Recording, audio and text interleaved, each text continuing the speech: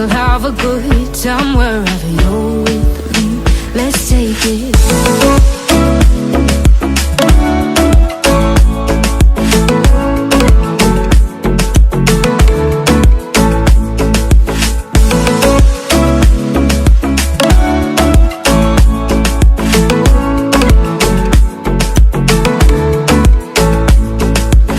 Ask me how we got here, 'cause you don't know how. You say we're taking on water, yeah, we're sinking now. You're looking all concerned, like we're gonna drown. But we both know how to swim, no worries as we'll fall now. Let's take it slow, where you go I go too. And if you hit the bottom, I'm going down with you. Let's take it slow, who cares where we gotta be? You know you'll have a good time wherever you're with me. Let's take it.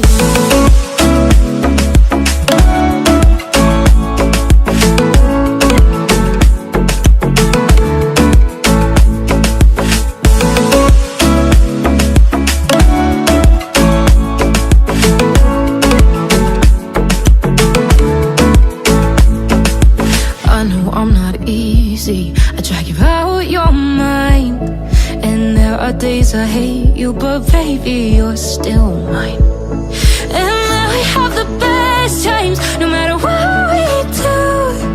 And even when we don't, there's nobody I'd rather choose.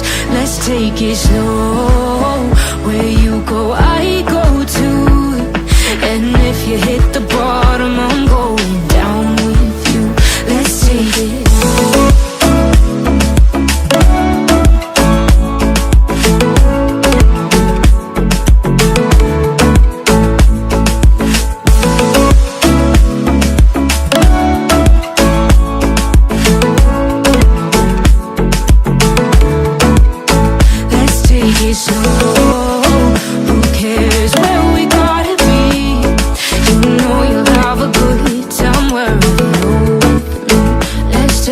Slow, where you go I go too. And if you hit the bottom, I'm going down with you.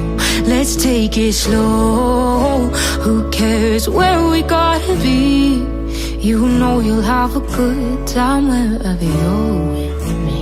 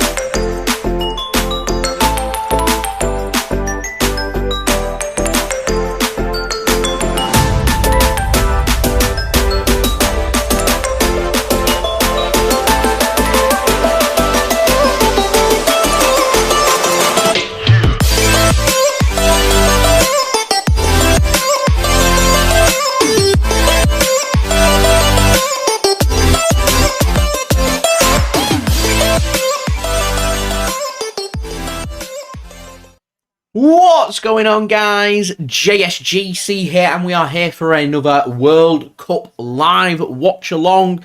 Good to be back. It's Brazil taking on Switzerland today in the World Cup. Go and check out BetMate, today's video sponsor. Link in the description, also in the live chat. Go and check them out. If you're based in the UK, you're 18 or over, you can use BetMate. Free app to download. Use the link in the description. Use the QR code on screen. Use the link in the comments. Take your pick, but you've only got a couple of minutes to go and join. It's a £3 pot. You can get £5 worth of free bets if you use code JSGC5 on sign up. You've got to be quick. BetMate are running free pots every single day for you to join, so go and check them out. As I mentioned, for this Brazil-Switzerland game, got 2 minutes. It's a £3 pot worth £450. First place paying £114.30. Second place £67.50. Third place £45, and fourth place £31.50. Paying up to the top 30 places. Currently just under 180 participants. A good chance to win. Go and check out the teams and get your team in ASAP. My team is in. Allison in goal, Thiago Silva, Manuel Akanji of Manchester City in the team, Fred, Casemiro, my midfield, and my attackers today are Richarlison and Vinicus Junior. Yes, I think Brazil are going to win today's game. On the bench, I've got Yann, Ricardo Rodriguez, Granit Xhaka, and Breel Embolo is my BetMate team for today. 2 minutes to go. Go and check that out. Go and be as quick as you can. So, before I do crack on with this watch-along, national anthems are going to be playing in the background very soon. Do make sure, like always, that you have subscribed to my channel. We are very close to that live subscriber count, ticking over to 27,700 subs. I want to do that before December 1st. We're now 15 subscribers away, so if we could make that happen during this live watch long, then that would be absolutely sensational, as we've got Brazil's national anthem playing in the background. Also, don't forget as well, leave your score predictions in the live chat as well, with what score you think this game is going to finish. I'm going today for 2-0 to Brazil. Also, don't forget as well, social media links, they're in the description below, and also in the yellow banner if you want to go and follow me on my Twitter and Instagram. My email also in the description below and in the yellow banner too, if you want to hit me up for any sponsorships for any videos or any general business inquiries. Do leave a thumbs up as well if you do enjoy this video. We're already on to 6 likes. Let's get them likes up. Any help towards that would be much appreciated. And finally, do go check out today's video sponsor, as previously mentioned, BetMate. Their details and everything are all in the description, in the live chat as well, if you want to go and check them out. Adam, thanks very much for tuning in. Good afternoon to you. Let's get them thumbs up. That would be fabulous. Adam today going for a 3-1 victory for Brazil. Dudley, hello, thank you very much for tuning in. Matching Adam going for a 3-1 victory today for Brazil. I'm going for a 2-goal win today for Brazil, just like Adam and just like Dudley have. However, I'm going for a clean sheet to be kept by Allison. I'm going for 2-0 today to Brazil, and I'm going for goals for Richarlison and Vinicus Junior. I do not think Brazil are going to struggle today without having their star man, their main man, Neymar, who is injured. And speaking of teams, leads us very nicely into going through today's teams for you guys, as Switzerland's national anthem now plays. So your Brazil starting 11 for today is Allison of Liverpool in goal, Eder Militao at right back, Alexandro at left back. It's Marquinhos and Thiago Silva at centre back. In midfield, Casemiro of Manchester United, Lucas Paqueta of West Ham United, and Fred of Manchester United is the midfield three today for Brazil. In attack, on the right-hand side is Raphina, Barcelona's new signing from Leeds.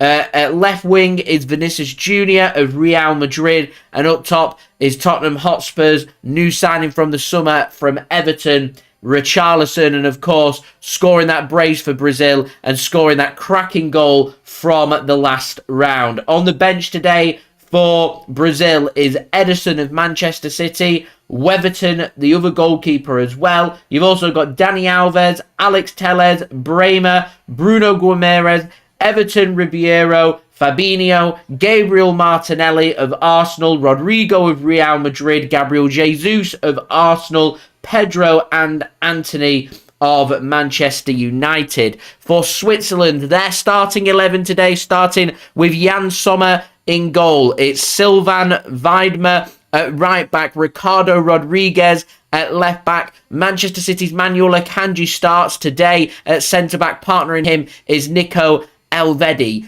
Is he still playing for Mönchengladbach? I'm not sure. In midfield today for Switzerland is Arsenal's Granit Xhaka, along with Remo Fuela and Gabriel Sau leading the midfield attack. On the right is Fabian Schar, and on the left is Ruben Vargas, and starting up top is number 7, Breel Embolo. On the bench for Switzerland, got 3 goalkeepers on the bench.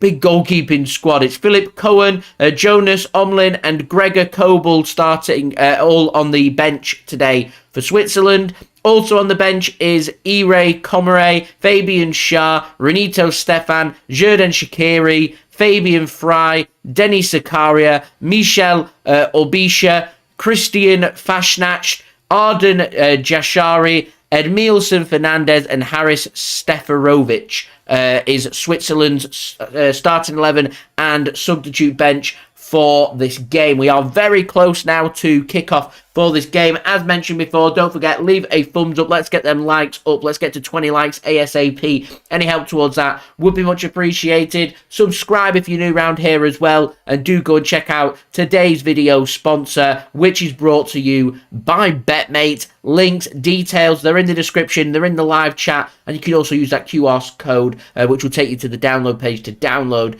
the BetMate app. Anyone that does download the BetMate app does help to support the future content created here on my channel by using my links, and anyone that does sign up using code JSGC5 and getting £5 in free bets also helps to support the future content created here on my channel. It's much like fantasy football. It's very enjoyable. Do remember, normal regulations do apply. You've got to be 18 or over to gamble here in the UK. If you are going to gamble, do remember to gamble responsibly, and when the fun stops, stop.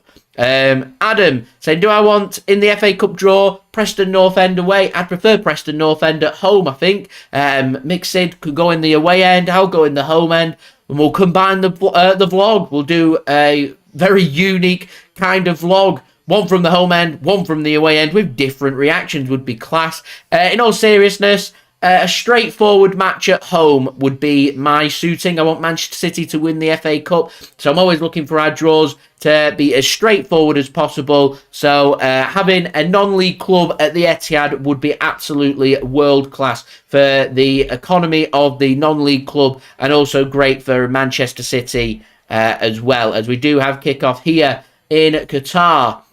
Where is this match? This match is... my eyesight deceives me. Stadium 974. There we go. Stadium 974 in Qatar is where today's game is coming from, as Brazil are already breaking away early here. Here is Vinicus Junior. He's pushed in the back, and the referee is going to bring play back, and it's going to be a free kick to Brazil.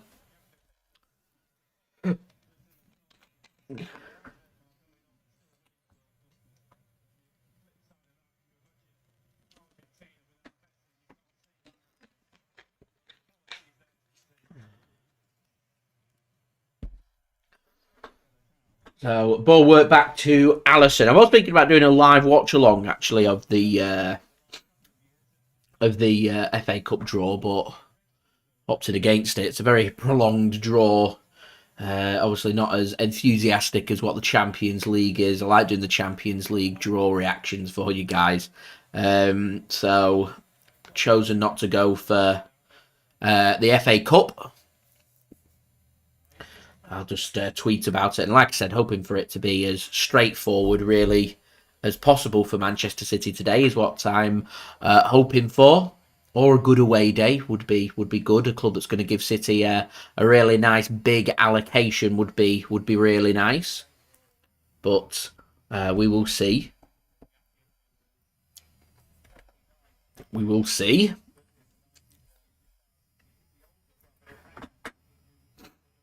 So through the first 2 minutes nearly of this game, Ricardo Rodriguez has got a throw in here. And picked off the header back by Richarlison. And here's Vinicus Junior. He does well. Shakes off one challenge. Fouled on the second, and it's going to be a free kick to Brazil in a good area to whip something into the ball. The problem Brazil have, they're not the most physical of teams. They remind me a little bit of Manchester City. They're not a team that are renowned for crosses and balls into the box and winning the headers, being physical.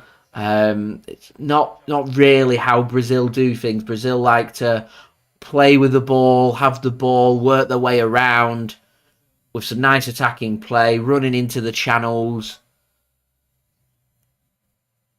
As Manchester United's Fred, and it's going to be... It's whipped in, it's right across. It was whipped in by Raphina of Barcelona, and Marquinhos isn't going to keep that in. And that's going to be a throw into Switzerland. Richarlison was trying to flick that on at the near post. Couldn't manage it. And out for a throw-in early on here to Switzerland, which Ricardo Rodriguez is going to take. And headed out for a goal kick to Switzerland. So it looks like there's a lot of Brazil fans in the Stadium 974 in Qatar today.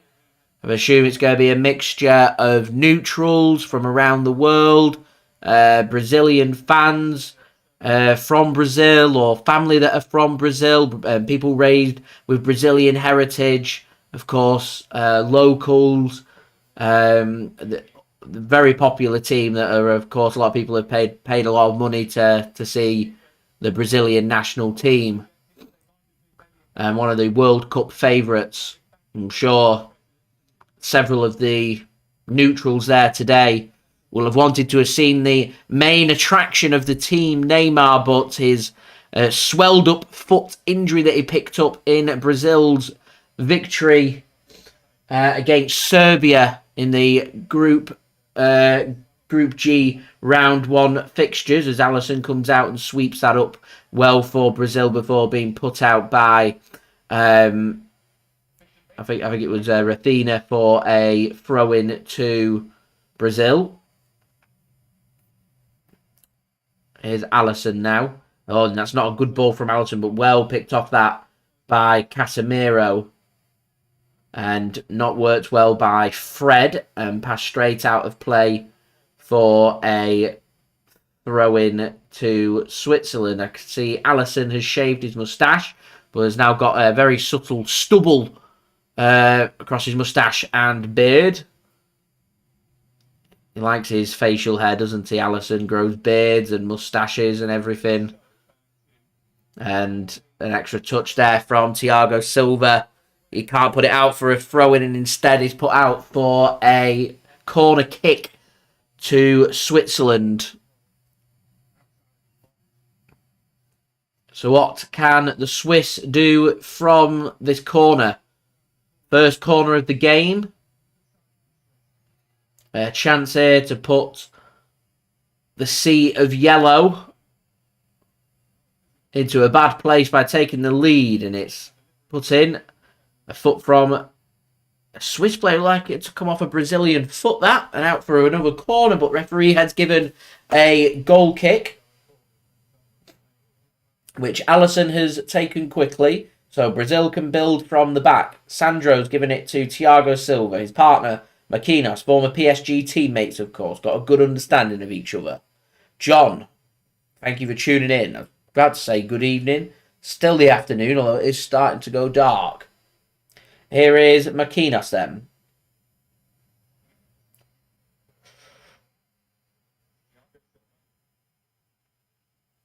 No, that's well worked from Brazil. Vinicus Junior then finds Lucas Paqueta. It'd been better going with a more direct pass over the top give Vinicus Junior something to run onto, but his through ball cut off by Wimmer and out for a throw in to Brazil. Here is Paqueta once more. Finds Vinicus Junior. A couple of times Brazil wanted free kicks, referee not giving them, and instead Brazil can keep hold of the ball at the back and they can work their way around. Here is Thiago Silva now. The ball sent forward from Militao isn't done very successfully. And Sommer can give it to Manchester City's Manuel Akanji now. Xhaka, or into stretch, finds the pass still. Switzerland trying to work their way around Brazil. Not sure that's the best approach here, but there we go. Julia, hello, thank you very much for tuning in. John, you're spot on. You get used to watching Manchester City. You get used to watching Pep Guardiola's style of football. That when you're watching other teams, it's just not the same. I have that a lot when I'm doing Premier League watch-alongs, watching the quality. The quality isn't anywhere near as good. It really just shows how good Manchester City are and how good Manchester City can be. And Manchester City have the potential that if on it every single game, they would win every single game. Consistency needed. Ricardo Rodriguez whipped a ball in. Dealt with by Brazil. And Richarlison surrounded off the ball and Switzerland can have the ball back once more. Manchester City's new summer signing from Borussia Dortmund, Manuel Akanji now has the ball and receives the ball again.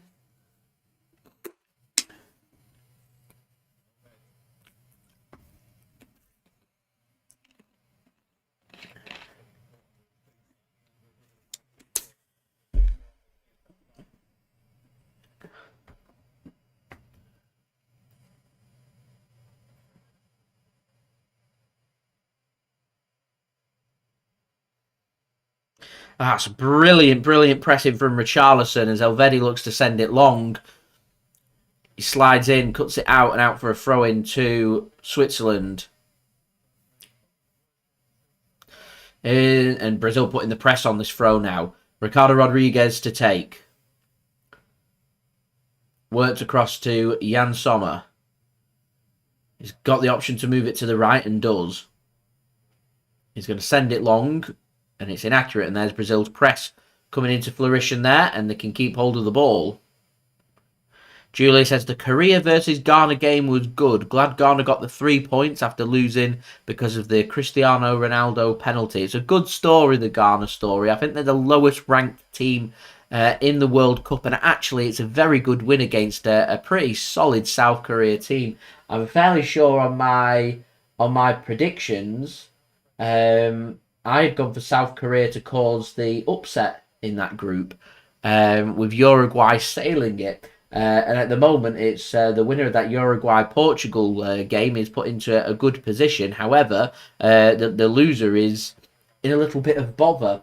Ghana play Uruguay in the final game. It's not going to be an easy game for Uruguay, and Portugal's got a difficult game against South Korea. South Korea currently on 1 point, Uruguay on 1 point, Ghana are on 3, and Portugal are on 3.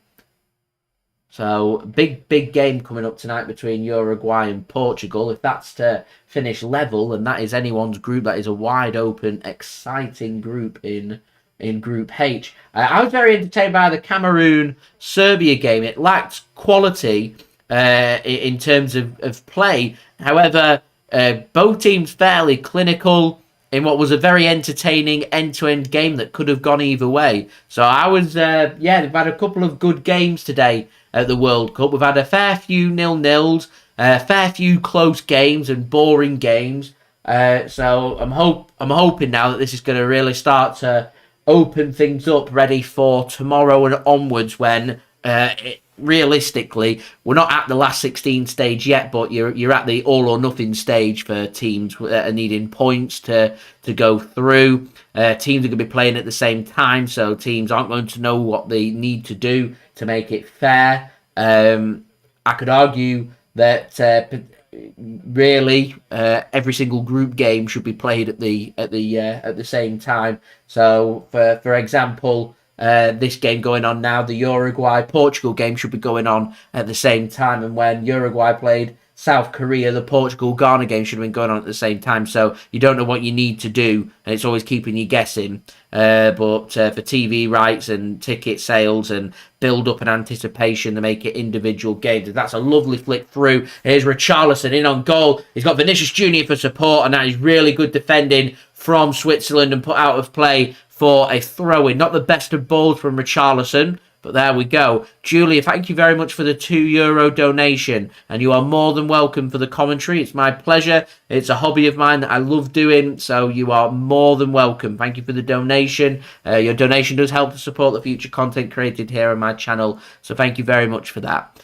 John says, what is the bottle what is that before bottle on your left? On my left over here, if we're on about these drinks up here, we've got Bacardi white rum. Behind that, there is another white rum, an Aldi version of a white rum. We've got 2 white rums. Over here, you've got the spiced dark rum Havana Club. Behind that, there's a Manchester City vodka. There's plenty of drinks in here. We open up my fridge. I'm not sure if you'll be able to pick up what's in the fridge. There's 3 bottles of red wine, 2 bottles of, 1 bottle of Prosecco, 1 bottle of large bottle of champagne, 2 small bottles of champagne being saved for special occasions on the streams, Man City winning anything or making it through to anything, and they're there. 3 cans of dark fruit. There's a cloudy cider, a rattlesnake cider in there as well.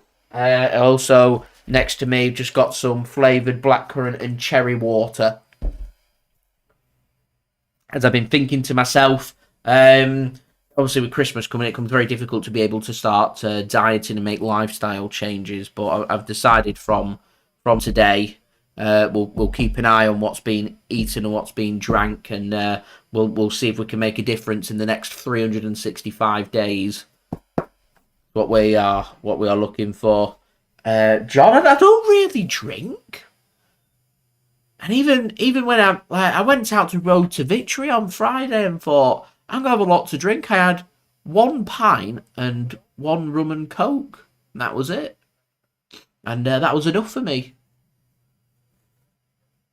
I've never really been much, somebody that can drink pint after pint and drink after drink. Gives me really bad acid reflux. It makes me feel a bit. I'm not sick, but it makes me feel a bit unwell. I don't really get much pleasure out of it. I much prefer the mixing of drinks, rum and coke. So I've got so much rum up there. I like coke, rum and coke. I've got no coke to have to enjoy, but I'd happily have a little bit of a glass with a couple of ice cubes in and a little stiff drink of spiced rum would be nice. But it's not something I'd drink lots and lots of. To be honest, there's a free kick here from Switzerland. Looked like Xhaka was going to line that up for a long-range shot, but not to be. But a cross is going to come in. It's low and dealt with by Fred. Switzerland have kept hold of the ball, but miscontrol there means it's out for a throw into Brazil. Julie says, I wonder if Richarlison can thrill the crowds again. He had a very good first game, scoring a couple of brilliant goals for Brazil in their game against Serbia. Can he shine again with no Neymar there? He's got the potential. I'm surprised Brazil haven't tried to change this up a little bit. With Neymar not playing, it's Fred that's come into the team. I would have been almost tempted with how stubborn Switzerland can be at the back. I'd have been tempted to have gone with Martinelli or something, playing as almost as the second striker. Richarlison playing off. I mean, they can switch the roles up, really. Richarlison's more than capable of dropping deep and helping the team out and creating the opportunities. You could even have changed it up a little bit and had Gabriel Jesus do that. Dave, thanks very much for tuning in. I presume I'm ahead of where your stream is, so highly recommended pausing it, freezing it, catching it up, so then you're in sync with everything. So when Man City play at 3 o'clock and I'm doing a live stream and I've managed to find a stream of the game, obviously people that are getting broadcasts of that up to date are ahead of me. It makes it very frustrating for me being a streamer, being able to know that the comments and everyone is ahead of me. So how we do that is we freeze things. So in actual, it looks like I'm in real time. Actually, I'm maybe 1 or 2 minutes behind, but I'm not seeing anything that's ahead of me to ruin anything, because I like to give legit reactions, but don't really have to. Lydia, thanks very much for tuning in. I'm going for 2-0 Brazil. I'm just going to get the City schedule up, because I don't think we have to worry about 3 o'clock kickoffs for a little while. I know we've got a game coming up on New Year's Eve, as City have just had some more games moved. New date for 3 of City's fixtures in the new year. So our home game with Spurs is now going to be played on Thursday, the 19th of January. The game's going to be broadcast live on Sky Sports. So I need to let everybody know, because we were meant to be going to that game. Man City's home fixture with Wolves was meant to be a 3 o'clock kickoff. So that's our next 3 o'clock kickoff, has now been put back to Sunday. So it makes life a little bit easier with a 2 o'clock kickoff. What else has been moved? Manchester City's away match against Arsenal's been moved. That was meant to be played on the 19th of October. That's now going to be played on Wednesday, the 15th of February, with a kickoff time of 7:30 p.m. GMT, and that's going to be streamed live on Amazon Prime. So, a fair few of City's fixtures have been altered. So I'm going to go through them for you. So Manchester City take on Liverpool on the 22nd of December. I would like to have gone to that game. However, I'm going to be at the Alexandra Palace watching the World Darts Championship. So I'm going to be in the car. I'm not sure as a driver or a passenger or whatever. So I'm not going to be able to stream that game, unfortunately. I'm expecting City to have a very weakened team out, but it'll be interesting to see what's happening with that game, because it will put us in a good position to see what happens for our first Premier League game back. Because that's a great ball squared across there from Paqueta. Out of play for a throw in, good defending from Switzerland. Both Vinicus Junior and Richarlison were looking to try and follow that in. So City playing on the 22nd. We're following that up with a match on the 28th against Leeds United away. That's on Prime Video. The 31st of December, final match of 2020, is against Everton. That is not live on TV, but I'm not going to be doing a stream of that game either, as I'm going to that match at the Etihad. So looking forward to that. So I'll have a match vlog of that instead.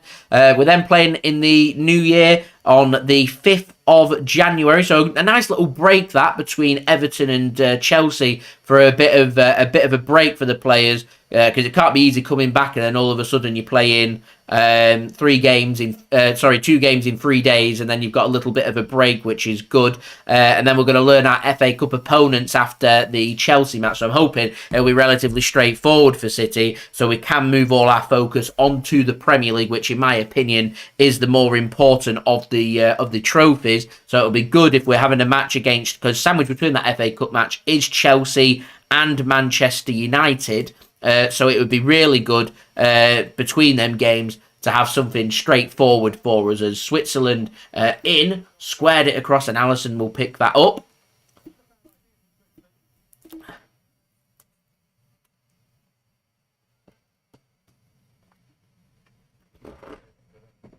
John, it most certainly is the Ashes in England next year. England against Australia. So after the 5th, it's the FA Cup. We'll learn our opponents tonight. Draws at 7 o'clock, 7 p.m. GMT, in just under 3 hours' time. It'll probably be around 3 hours' time. They normally do the draw at around 7:15. We'll have a match against Manchester United. A big coup this for BT Sport. That match is going to be streamed live on the 14th of January, Saturday the 14th of January, with a 12:30 kickoff. Not the best of kickoff times, but there we go. So Manchester City will have, according to our new matches, our match against Spurs is on the 19th. So that will be after the Manchester United match. Will be a match against Spurs at home.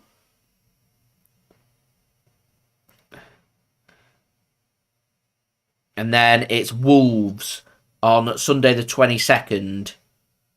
We then follow that up with with Spurs away on Sky Sports. So our next 3 o'clock kickoff isn't actually until the 11th of February against Aston Villa at home. Which I might be busy on that day, so we'll see.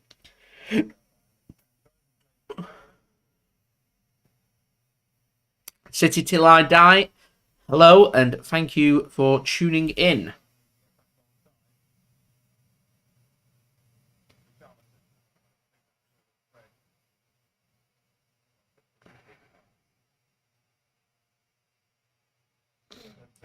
Just letting everybody know. And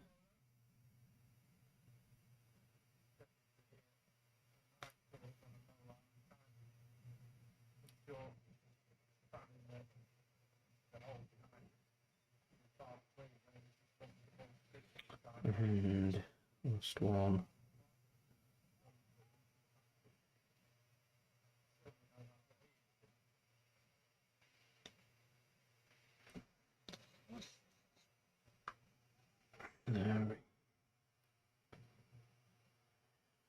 Bam! Done. Let everybody know the change of schedule.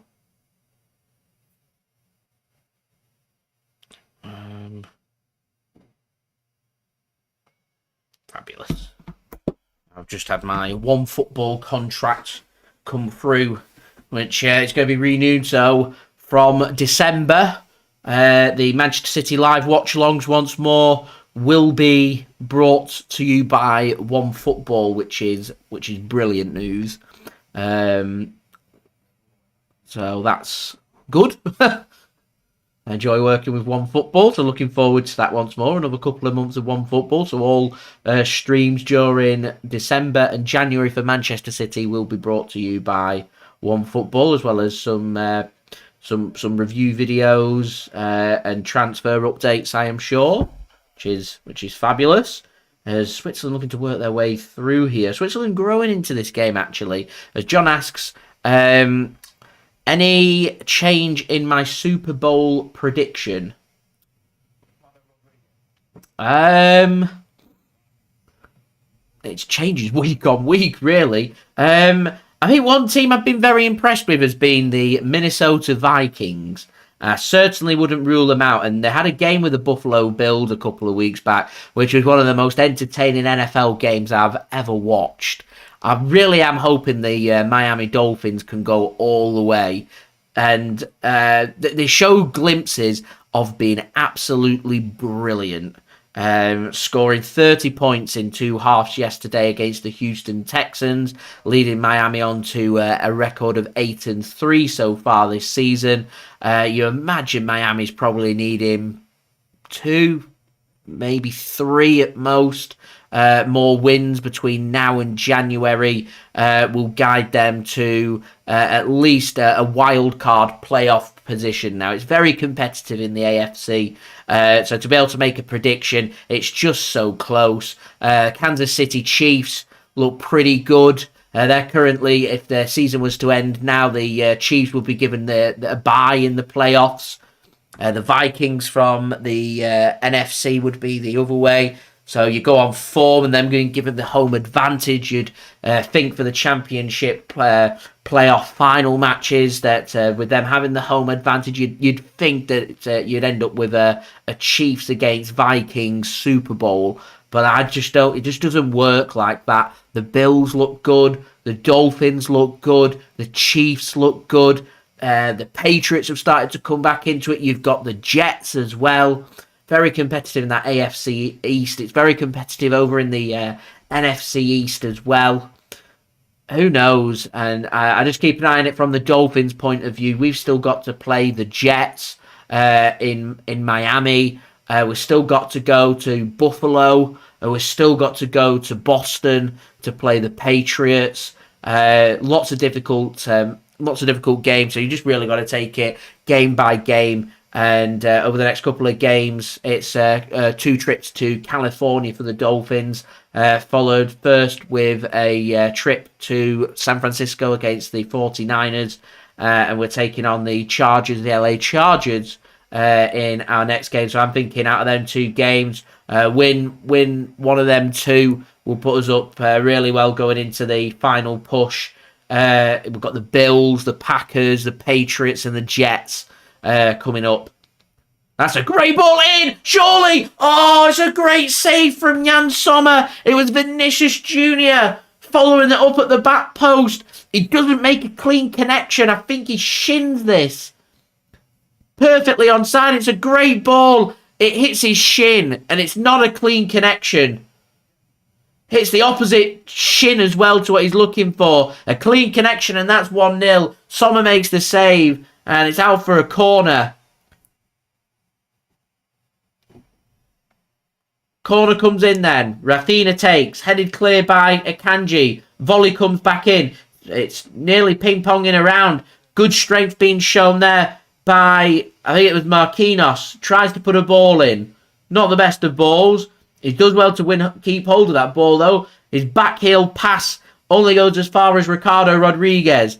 That's a good header from Captain Thiago Silva, and Marquinhos can't keep it in to find the pass to Paqueta, and it's out of play for a throw into Switzerland, and Switzerland survive that little attacking onslaught from Brazil. What an opportunity that for Vinicus Junior. Could he have looked to have tried and squared it across to Richarlison, who'd had a tap in and looked more composed? The problem was he was off balance. He was always going down, Vinicus Junior, and he doesn't make that clean connection. So it's out. It went out for the corner. Switzerland managed to get the ball clear and keep hold of their clean sheet and keep this at 0-0. Back to John's Super Bowl prediction, because I was enjoying where that was going. I definitely think I think the Vikings right now will make the Super Bowl from the NFC. Is my prediction. They look good. They seem to have everything going for them. I've got a feeling it's going to be the Buffalo Bills that they meet in the Super Bowl. I think right now, Miami, they're not who they're going to be playing. I think they're going to be playing the Cincinnati Bengals if the season was to end. The Ravens are in there from the AFC as well, all in playoff contention right now. I can see the Dolphins potentially making it to the second round of the playoffs. I don't think they'll make it to the division final, is where I think they'll come unstuck. It's all about who they meet. It'd be fabulous if the Dolphins can go and win the next 3 or 4 games, and they're in an excellent position to make the playoffs and put themselves into a home contention for the first round, potentially even taking the division as best placed and having a bye and being at home in the all important second round of the playoffs. But I'm going for right now Minnesota Vikings to take on the Buffalo Bills. I think New York Jets and Miami Dolphins are 2 little dark horses to keep an eye out from the AFC and from the NFC. If I was to keep an eye out for any, what would we go for? Who's looking good?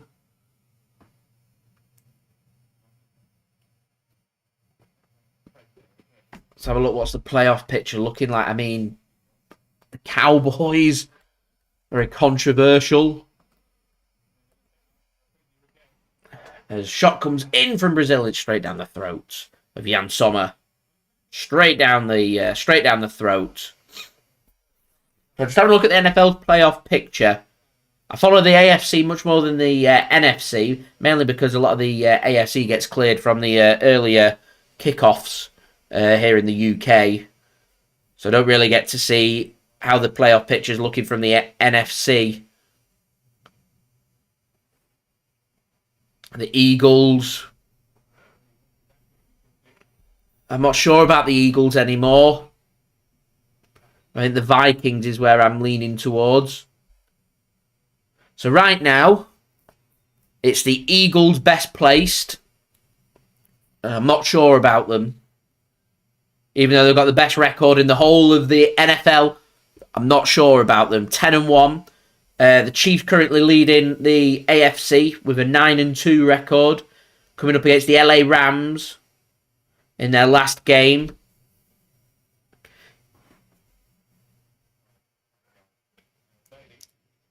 Miami Dolphins second ranked Tennessee Titans 3rd. Baltimore Ravens in 4th. The Bills in 5th. Cincinnati Bengals in 6th. And the Jets in 7th. You've also got the Patriots, the LA Chargers in the mix. I'm wondering if we're going to get a little surprise burst from one of the outsiders. The Indianapolis Colts, the Jacksonville Jaguars, Las Vegas Raiders, Cleveland Browns, one of them.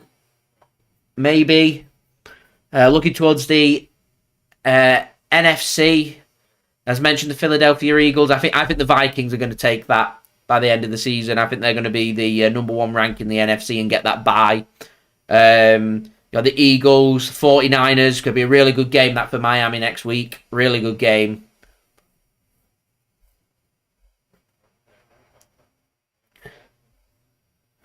Currently, 49ers have got a record of 7-4. Dolphins with an 8-3. That's going to be a class game next week.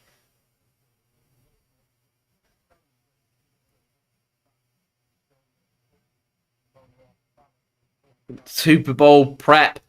Minnesota Buffalo. Who would lose because they like to lose? It's in Arizona, isn't it? The Super Bowl this year. I entered the prize, see if I can win tickets. We'll see. But I reckon, I'm not sure. That's too close to call. I think that'd be a very close Super Bowl. You wouldn't even rule out bloody overtime for that. I'd go Minnesota would be my pick. Tampa Bay are up in 4th place. Looking good for the playoffs. The Bucks now 5-6. Tom Brady starting to find a little bit of form again. Cowboys 8-3 in 5th.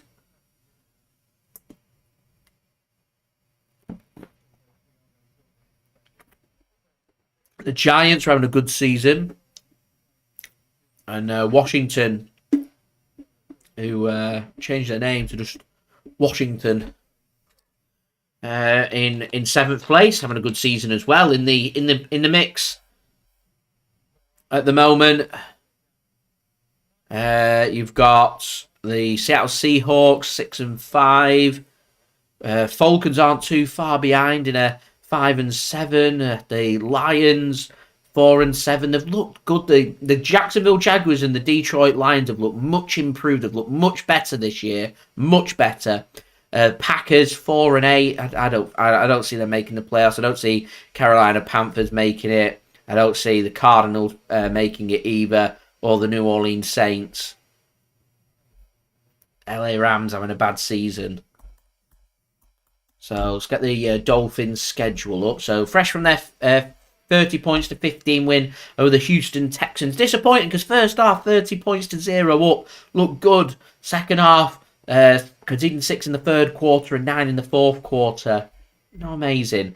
So taking on the 49ers next week on Sunday. Sunday the 4th of December. 9:05 that match starts here. PM in the UK. It's going to be a late one on the west coast of the United States. What a game that's going to be, though. 7-4, the 49ers against the 8-3 Miami Dolphins. That's going to be a good game. Really good game. Got the LA Chargers for the Dolphins the week after in Los Angeles. The Chargers they're in playoff mix. Currently record of 6-5. Level with the Patriots. That's going to be a very difficult game in Los Angeles again on the 11th. It's a 9:05 p.m. kickoff. On the 18th, not been declared what time it's going to be starting on Sunday the 18th, but going to be in Buffalo against the Bills. Not the easiest end to the seasons for the Dolphins. The 49ers, the Chargers, the Bills are in the playoffs. All these teams in the playoffs. So good practice for the playoffs for the Dolphins. A good question asked about, are they good enough to be in the playoffs? Are they serious contenders for the playoffs? And are they serious Super Bowl contenders? We will get our answer over the next 6 weeks or so. Christmas Day got a match in Miami taking on the Green Bay Packers. That could be a must-win game if things go south against the 49ers, the Chargers and the Bills, which could happen. Three games travelling here for the Dolphins. Only got a couple of home games left. Christmas Day against the Packers. We're then New Year's Day going to be playing against the New England Patriots in Boston. So again, playoff picture for the New England Patriots, and then another team in the playoff hunt as well, doing well, is the Jets, who the Dolphins ended against. So last 6 games of the NFL regular season, and all 6 teams are still in the playoff hunt. And it's astounding to say that arguably the easiest game the Dolphins have got left at home is against the Green Bay Packers and Aaron Rodgers. Crazy, absolutely crazy. Am I streaming the Wales v England game tomorrow night? I will be streaming the match between England and Wales tomorrow evening. We didn't do the USA game. Oh, that was a boring game. Hoping the Wales-England game will be a little bit more entertaining. England can, of course, certify their position into the last 16 of the World Cup. I mean, England are all but there unless they lose by 4 or more. And if we're losing by 4 or more against Wales, then quite frankly, Gareth Southgate needs sacking there on the spot. So you imagine England will be going to the last 16, and with USA and Iran playing each other, they both obviously can't overtake England. So it's just Wales that can overtake England, but they need to overturn the goal difference. So that's what England need to avoid. I've got a feeling Wales are going to be very attacking. Should be a good game, that, actually. Looking forward to it. We don't normally beat the USA at World Cups. That's what's happened here. We don't normally beat Wales at the World Cup. I wouldn't be surprised to see that end in a draw as well. It's normally how it goes, and Wales will exit out of the World Cup knowing that they didn't lose to England, and they'll have something to celebrate there. But they'll be looking for their first World Cup win as well. So we'll see. What I think will happen is it all depends if there's going to be a winner, really. As Switzerland into a great position here, and good defending from Brazil surrounding out the Swiss striker. I don't know who that is. Should really learn them, but I haven't. There we go. And Allison gathers that one up. So yeah, at the moment, the USA currently sitting on 2 points. They're in 3rd place. It's Wales in bottom on 1 point. England are currently in 1st on 4 points. Iran are in 2nd on 3 points. I've done that in a mixed matched order. So let me rephrase. So England are top, 4 points. Iran, 2nd place, 3 points. Iran know if they avoid defeat tomorrow, then as long as England do the job on Wales, because in fact, no, a draw's good enough, actually, because they're on 4 points. So a draw for Iran is enough to send them tomorrow through to the last 16. Iran currently on... No, is that right? Iran are on 3 points. A draw will take on to 4 points. A Wales win against England will take them onto 4 points as well. So I don't think Wales would go... Would Wales go through? Iran's is it marked on goal difference, or is it marked on head to head?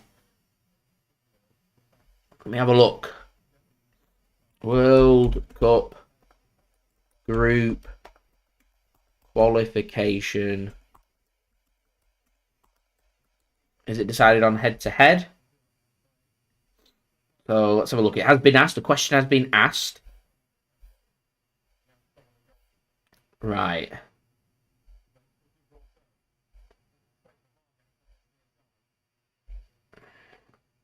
So they're decided first by goal difference.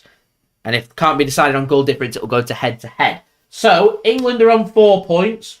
Iran are on 3 points. USA are on 2 points. And Wales are on 1 point, is how it lies. So a Wales win tomorrow would mean that Wales finish level on points with England. England currently on +4. Wales are on -2. So they would need a swing there. So the what would the swing be there? -2 Wales are on, England are on +4. 6-goal swing. So sure, to say Wales need to win by 4, would Wales not need to win by 3?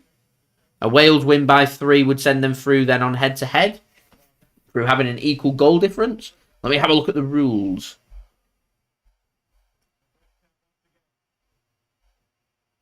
Okay.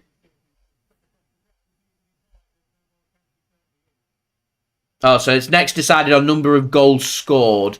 I think because England scored 6, it's going to take a massive swing. But England scored 6, Wales have scored just 1. So 3 wouldn't be enough. So they need to win. That's why Wales must win by 4, because they'll overtake England on goal difference.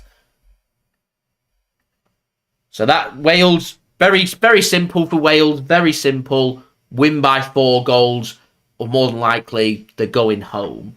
Now, should Iran and USA draw, Iran will go on to 4 points. England will be on 4 points. So if Iran and USA draw and England lose, as long as it isn't by 4, then England go through. And more than likely, England go through in first place because we've got a better goal difference than Iran. Iran currently on -2, England on +4. So England would go through in first place on 4 points, as long as we don't lose by 4 goals to Wales. Although it depends how many we lose to Wales. So we're currently on +4, they're on +2. So it would come down to, it'd take England to lose by 3 for that to happen. So England, more than likely, I would say, 95%, maybe not even, I may even go towards 99% through to the last 16, barring some kind of absolute miracle from Wales, which could happen. Wales will just be looking to at least pick up the 3 points, because that puts them onto 4 points, and see what happens from the other games. Now, what Wales need to look towards is Iran, and hope that Iran draw with the USA, because should that happen, then that means that it'll come down to goal difference, because Iran would be on 4 points with a draw tomorrow. Wales with a win tomorrow would move on to 4 points. The USA would would move on to 3 points, but go out and finish bottom, and England would go through as long as we're not beaten by 4. We'd go through. More than likely, if it's by 4 goals or more, then the lights have gone out in the stadium. Is there been a power cut? What's happened here? The lights have gone out in the stadium. Oh, they're back on. They're back on.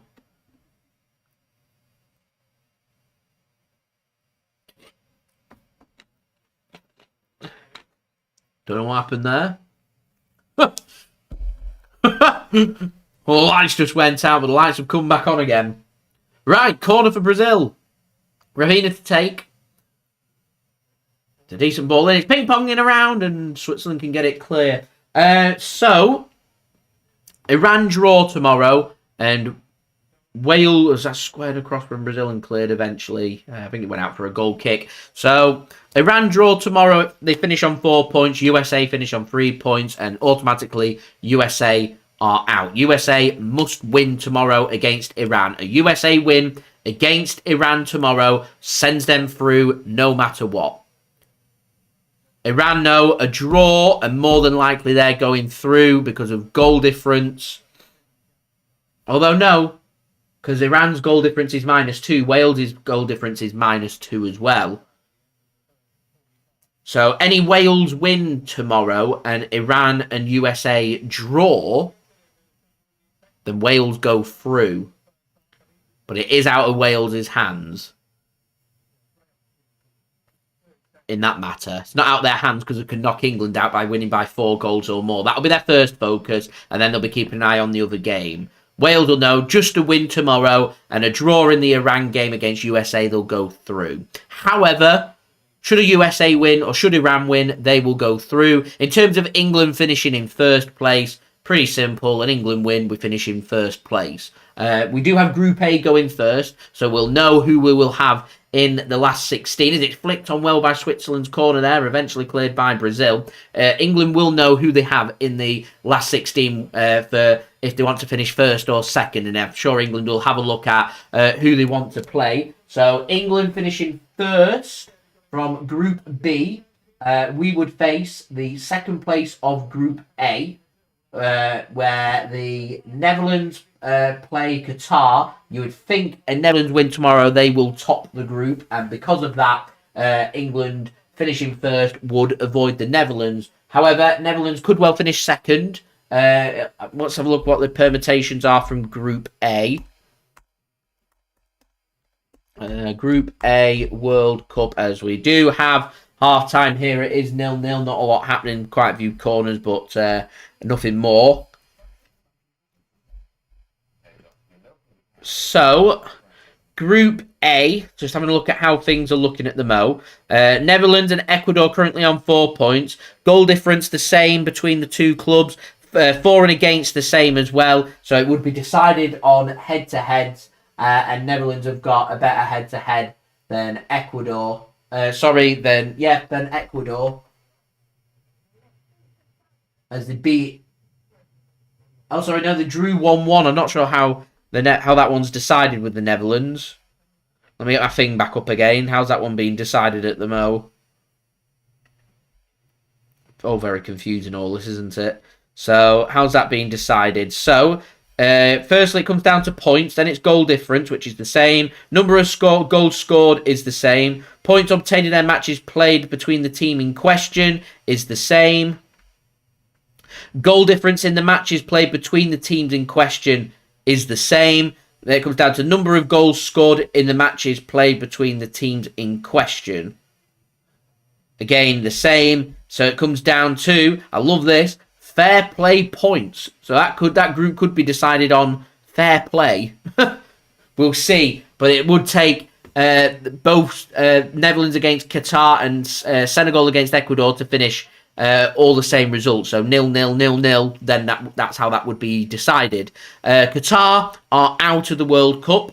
They're more than likely finishing bottom as well. So Netherlands no. With Ecuador and Senegal playing each other, Netherlands just need a point against Qatar. You would think Netherlands are going to beat Qatar. So for Ecuador to overtake the Netherlands, they would need to beat Senegal and better the result of Netherlands against Qatar. So what Netherlands need to do is go out there and batter Qatar. However, Ecuador and Senegal are playing each other, where Ecuador know if they avoid defeat, they're through to the last 16. That will be their first focus. And Ecuador win, they go through. And Ecuador draw, they go through. However, Senegal win against Ecuador, and they go through. So what I'm going to presume from this group, more than likely, is Netherlands top that group. So for England to finish in first place, we would play the winner of Ecuador against Senegal tomorrow at 3 p.m. if we top our group, which is how it's looking right now. If that is the case and England top their group, we will be playing on the 4th of December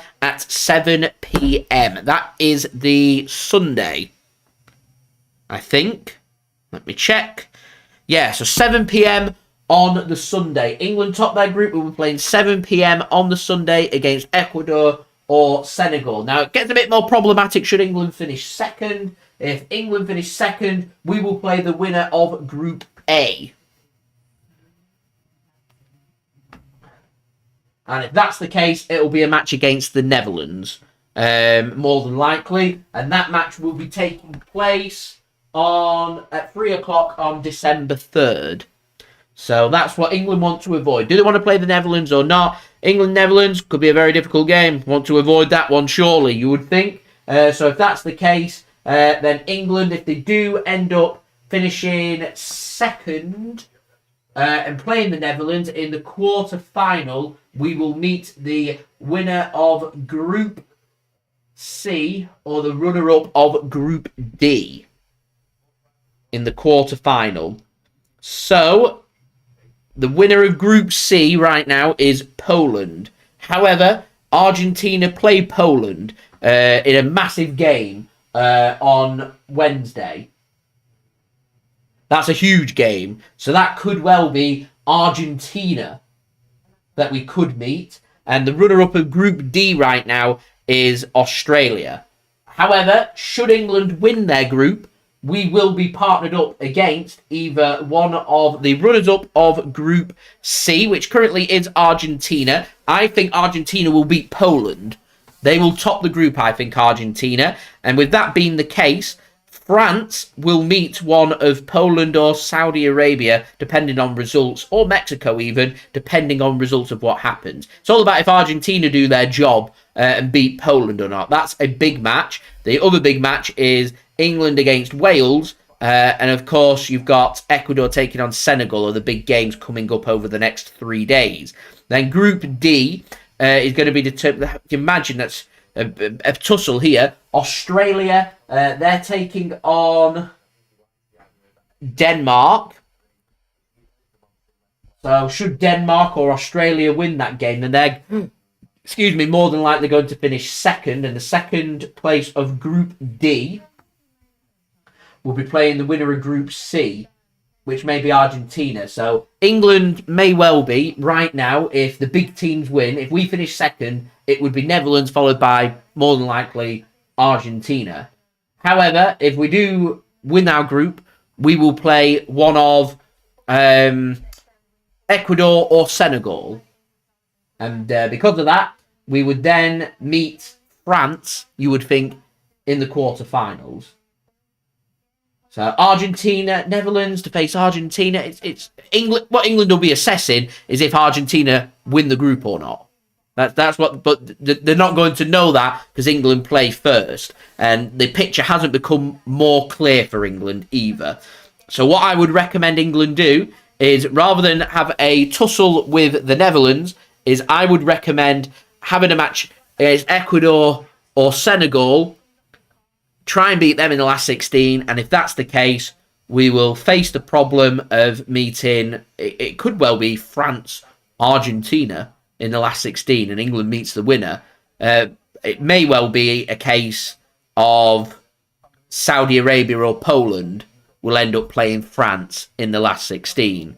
More than likely, what will happen is England win their group, we face one of Ecuador or Senegal, and then we meet France in the quarterfinals is probably what's going to happen here. So there's the permutations for you guys. So we're nearing in on the second half. So don't forget, if you are enjoying the content, do subscribe to my channel. Also, don't forget as well, social media links. They're in the description below and also on the yellow banner if you want to go and follow me on my Twitter and Instagram. Leave your thoughts below what you made of the performances so far in the live chat. John doesn't think Foden's going to play. I've got a feeling he's going to have some changes because we can't go with the same team again. It worked against Iran. It didn't work against the USA. Make some changes. Foden, Grealish. Henderson's been doing the pre-match build-up interviews with Gareth Southgate, so I've got a feeling he's going to be starting as well. As John says, can't afford the energy prices is why them lights have gone off. Not even the riches of Qatar can afford the energy prices that are that expensive right now. As Brian says, he was hoping Gabriel Jesus would start and get injured, which would hurt Arsenal's title challenge. I like your thinking there. I like your thinking. So yeah, do let me know your thoughts in the live chat. Do leave a thumbs up as well. We're on 12 likes. Let's get 8 more likes. Let's get to 20 likes. Any help towards that would be much appreciated. Also, don't forget as well, today's video sponsor, BetMate. Link is in the description. Also in the live chat, and you can use the QR code to go and check out BetMate as well. Let's have a look at the BetMate leaderboard right now. Let's have a look. How are we doing? Out of 173 people playing, I am 133rd. Jesus. Allison on 1 point, Akanji on 2, Thiago Silva on 1.5, Fred on 2, Casemiro on 3, Vinicus on 1, Richarlison on 2. There's not many points being scored. I mean, the leader's on 21 right now. I'm on 12.5, so I'm less than 9 points away. Not many points being scored at all. Switzerland scoring some more points through how well they're doing right now, but not amazing. But yeah, like I said, you want to go check out BetMates, and free app to download and get yourself £5 in free bets as well. Then use code JSGC5 on sign up will give you a £5 in free bets. So I do have some halftime entertainment for you guys to enjoy in just one moment. We're just going to go through the scores from earlier on today in the World Cup. It was Cameroon taking on Serbia, which finished Cameroon 3, Serbia 3. Then in the match at 1 o'clock, that was last 10 o'clock kickoff, by the way. The Cameroon-Serbia, we're not going to have any more 10 o'clock kickoffs, which is a shame. We've also, I think, had our last 1 o'clock kickoff as well, with South Korea taking Ghana. That finished South Korea 2, Ghana 3, and a big win there for the African nation. And half-time, of course, we've decided to do a live stream of the most boring game so far, which is Brazil-Switzerland, currently half-time at 0-0. And later on this evening at 7 p.m. GMT, you've got Portugal taking on Uruguay in the final round 2 group stage matches. So there we go. That's what's happening right now. So go and check out my partner channel, Mixin. His link is in the description. Go and like and subscribe over there. That would be much appreciated. This is him bringing you the glow-in-the-dark shots as your half-time entertainment. Sit back, relax, enjoy.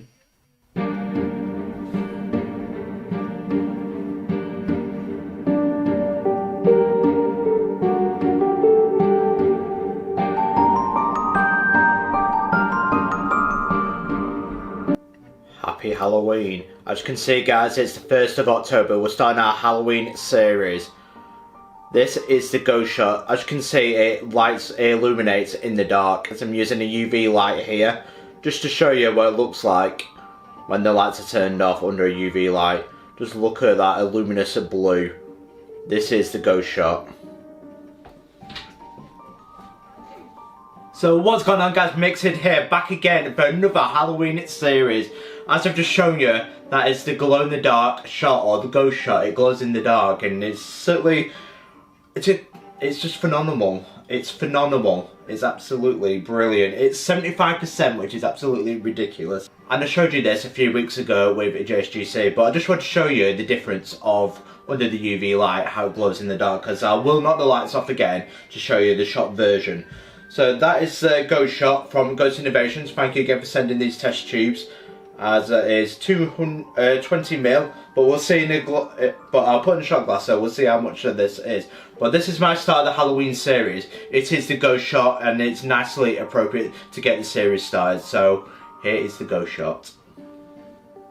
So what I'll do, this will be my kind of thing, Mixed versus the ghost shot. I'll be downing a shot of it. 75%.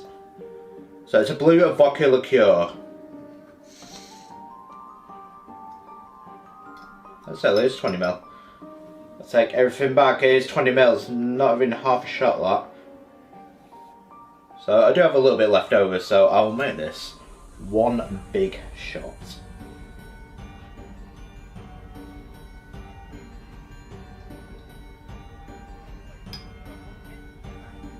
So that, my friends, is about 40ml. So that is 40ml, 1.3 ounce of ghost shot, blue vodka, a glow in the dark of vodka liqueur. So again, I will knock the lights off. I do a close shot of what it looks like under a normal light. So there it is close shot. You won't think that it's a blue, but now we will turn all the lights off and put the UV light on.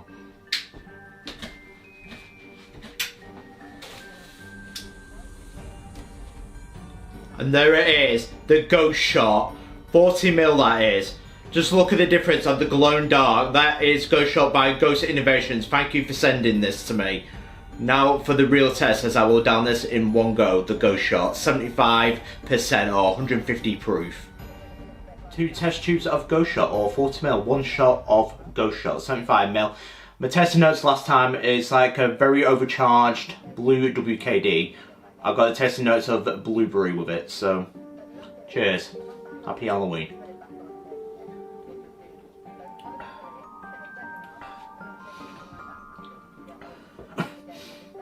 So the difference with this and other overproof spirits, it doesn't feel as strong. Don't give you, it gives you a little bit of a burning sensation as it travels down, but it's nice.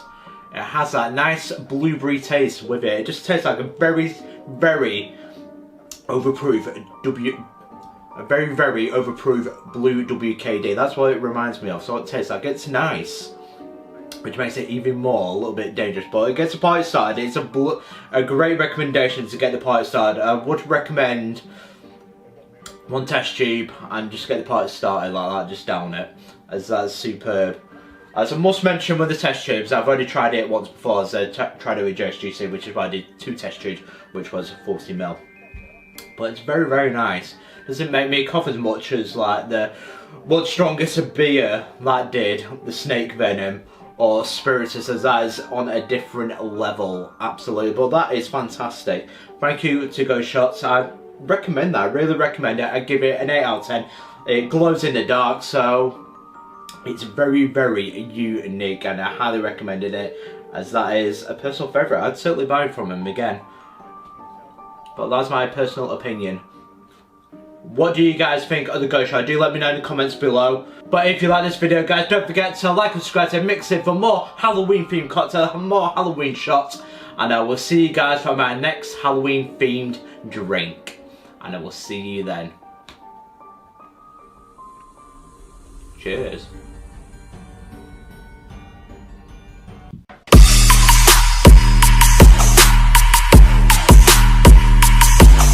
Thank you very much there to Mixed for the halftime entertainment. Go and check him out. Link is in the description. We're set for kickoff here for the second half. Perfectly timed that. As Lucas Paqueta has come off and Rodrygo of Real Madrid has come on for Brazil. And in a half-time change.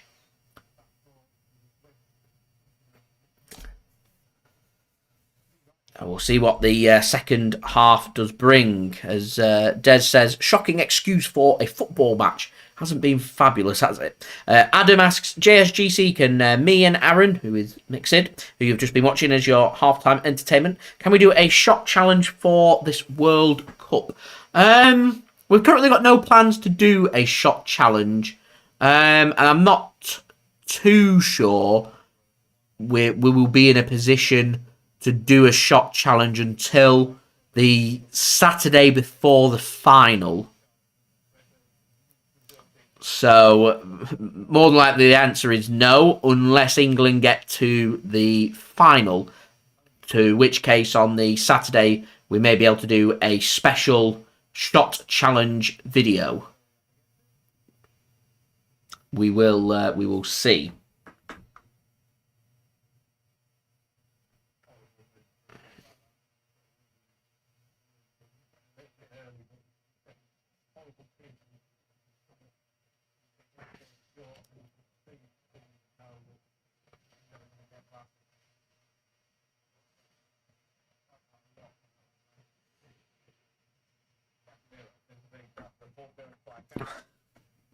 As Brazil now working it to the left. Here's Richarlison. Cross comes in, headed clear by Switzerland.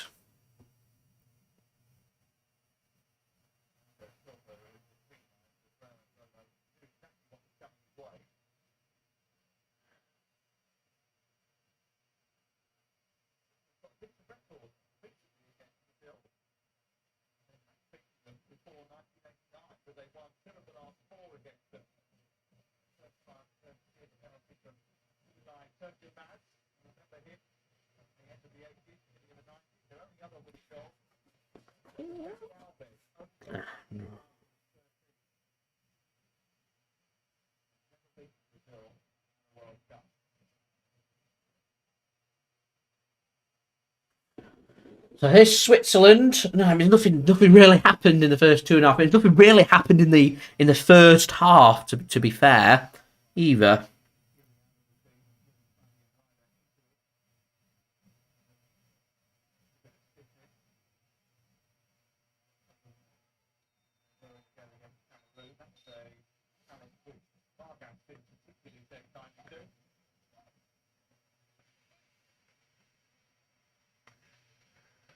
Just letting everyone know that the game could be moved again for Spurs. We're going to, if either team are involved in the FA Cup third round replay.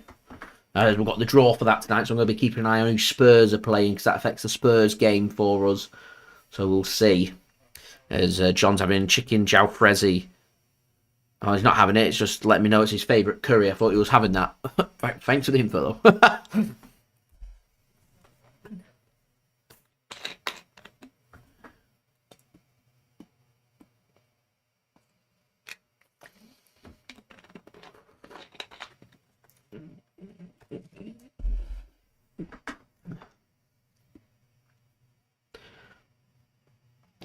There's Vidma. Akanji. Really put a foot wrong at the mo. Akanji.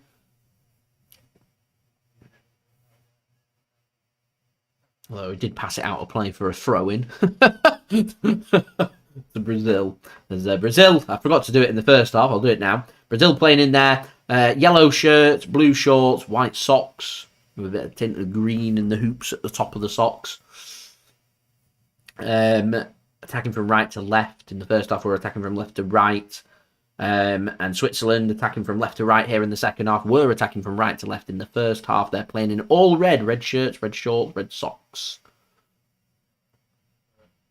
As Fred takes a good touch. Nearing on the 50th minute here. Brazil 0, Switzerland 0. Good crossfield pass played by Brazil. Vinicus Junior tackled and out for a throw into Brazil. Rodrygo. Oh, that's a free kick. Takes a hit from the shoulder into the face. And the first yellow card comes out for Reader as well. First yellow card of the game. It's Reader into the book. For a foul on... Is that Rodrygo?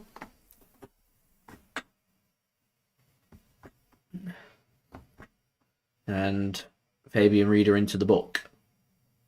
So a free kick came in a good crossing position for Brazil. A good position to put a ball into the box.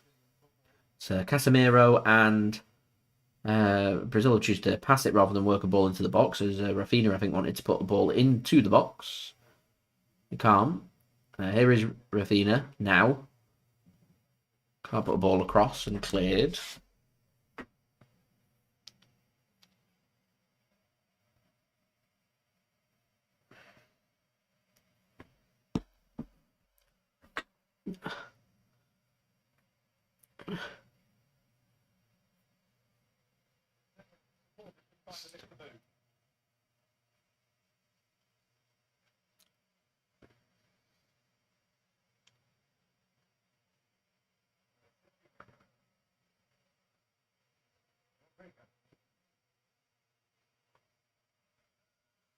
It's a good ball played across here. And cross comes in, headed clear by Brazil. Switzerland. And foul there by Fred. Is he going to go into the book? It's a cynical challenge, and he does go into the book there, Fred. He's also receives a yellow card.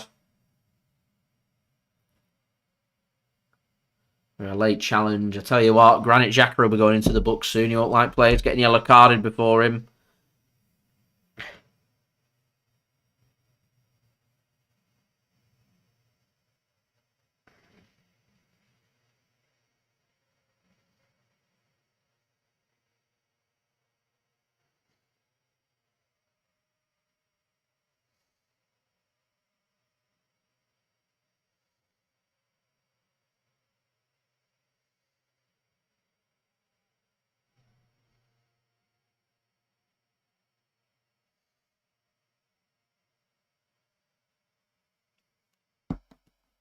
MTFC Lucas, thanks very much for tuning in. Is it just me?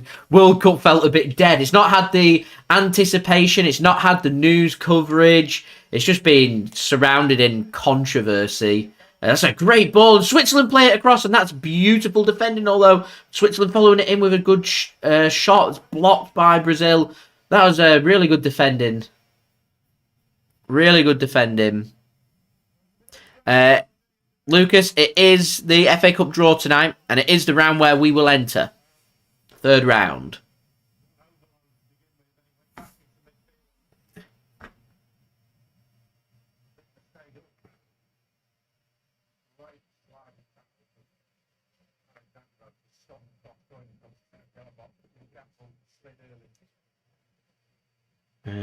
Right.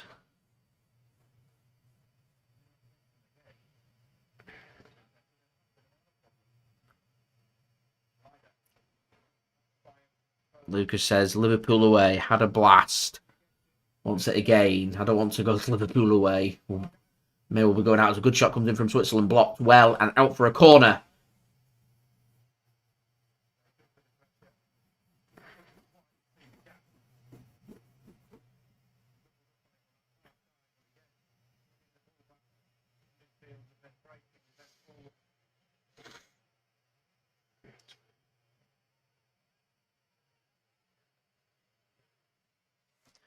So corner here.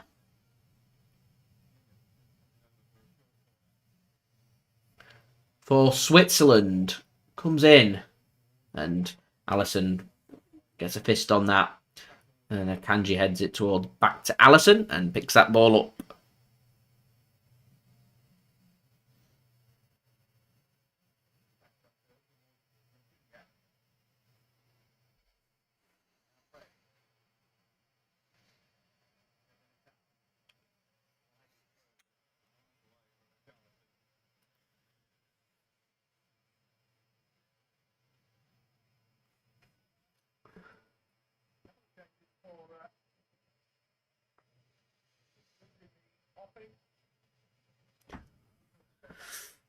Not much happening. So Lucas asks, do I think if we will win the Premier Games, starting to get a bit nervous about that Arsenal might be the real deal?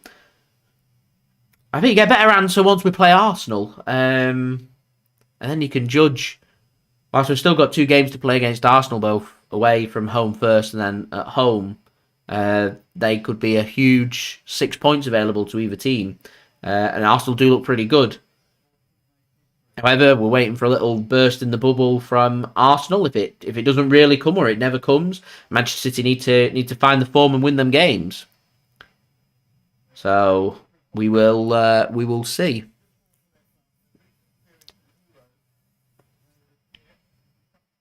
Lucas, we did have word. Alec, thanks very much for tuning in. We did have word actually. So Spurs game's being rescheduled for Thursday the 19th of January.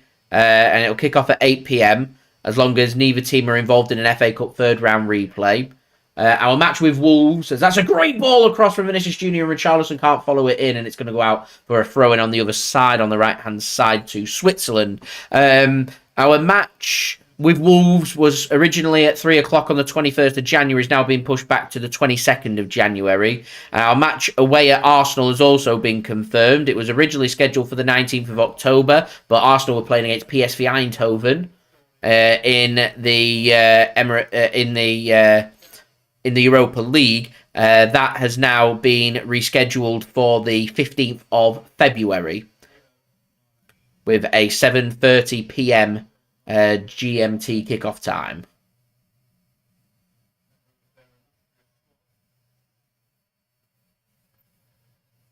So there we go, 15th of Feb.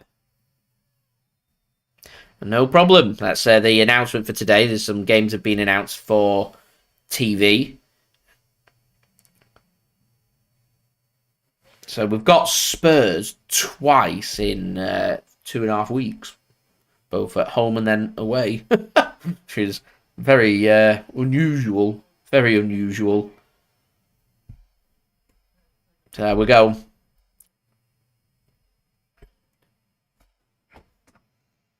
Right, let's get this ticket sorted against Spurs.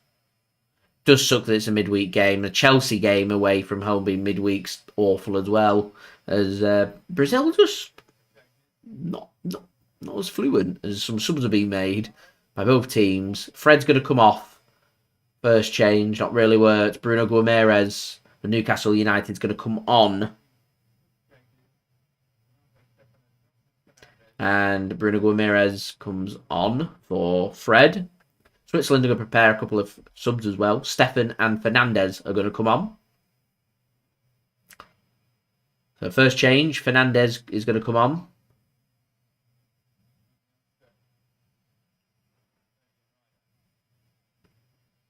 As Ryder, one on the yellow card, comes off for Fernandez. And you've also got Vargas coming off for Switzerland.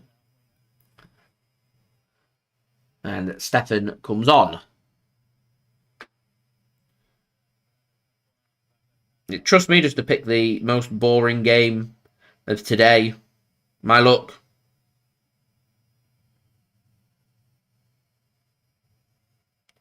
Just my luck, that.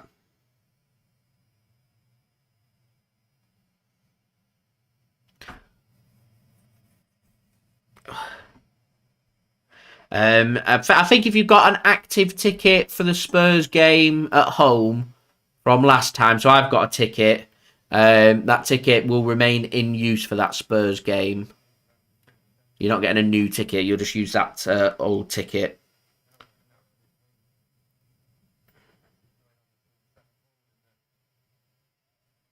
Right, I'm still trying to get this Spurs one sorted.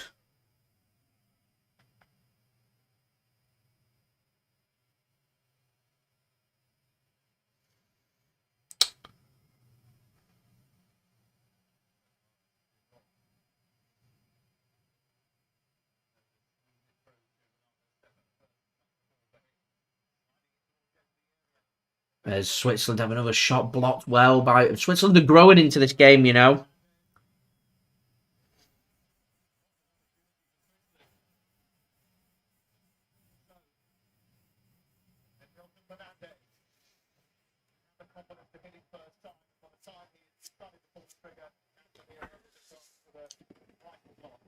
Freddie Dibner at the World Cup. Imagine.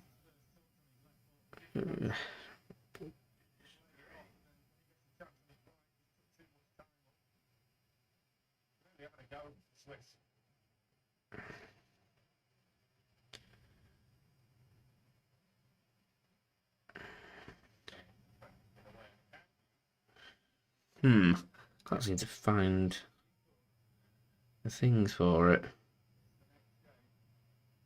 I'll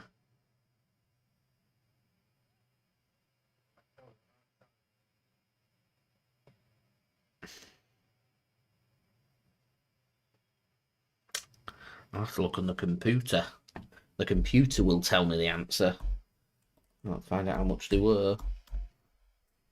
I'm going for £60. That's my prediction. But we'll see. See if we're right. Have a look. Here's Vinicus Junior. Sandro puts a ball in. Dealt with by Switzerland. Dealt with Brazil really well today, Switzerland.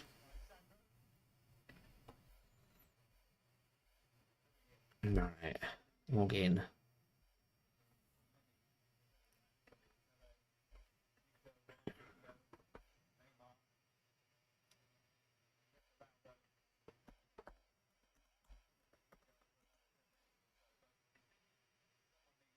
Is that Marquinhos? And that's not a great ball into the box and dealt with by Yann Sommer in goal. This is a bit of a boring game at the moment. Not really much happening.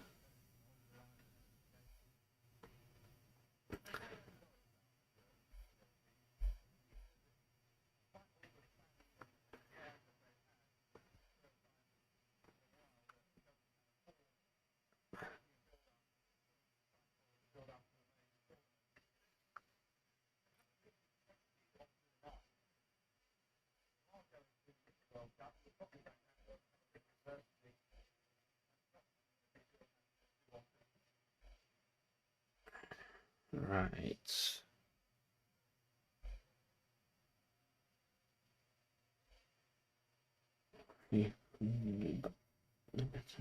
Dortmund.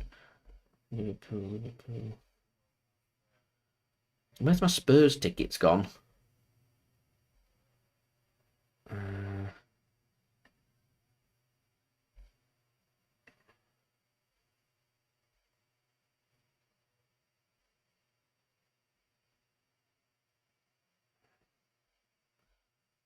I can't find it.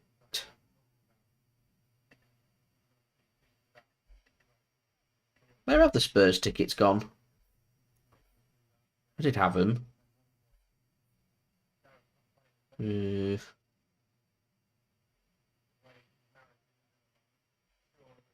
a bit concerning. Right, Brazil have got space if they can find Vinicus Junior, and they can. He's in. Surely 1-0 Brazil. Vinicus Junior.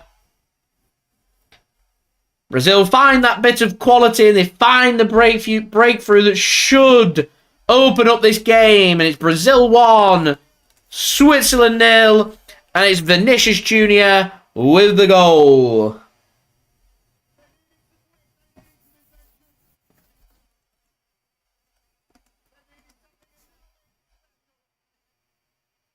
And it's Vinicus Junior with the goal.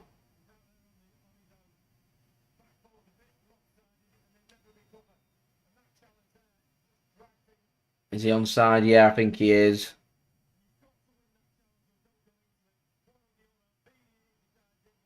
It's a good, tidy finish from Vinicus Junior. Just waits for the keeper to commit and just a clinical finish. It's good work from Casemiro. He gets an assist. Both in my BetMate. Go and check out BetMate, by the way. Today's video sponsor. Link in the description. In the live chat, use the QR code as well.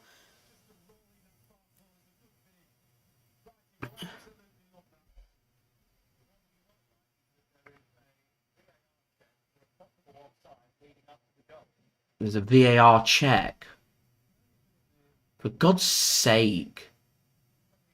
For what? Offside? I think it's complete goal given. Is it?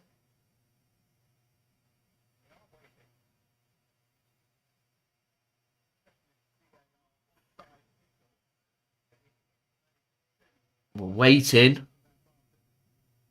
He's given offside. There's offside given. And it remains 0-0.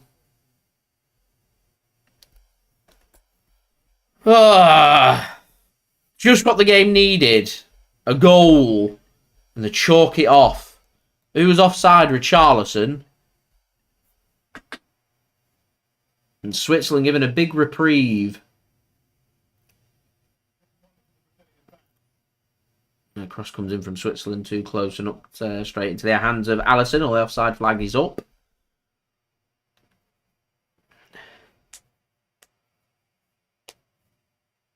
It remains 0-0. I'm still waiting for the replay to show the offside. I think it was Richarlison in the build-up that was offside. Crossfield pass comes in. Not very good. Dealt with by Ricardo Rodriguez.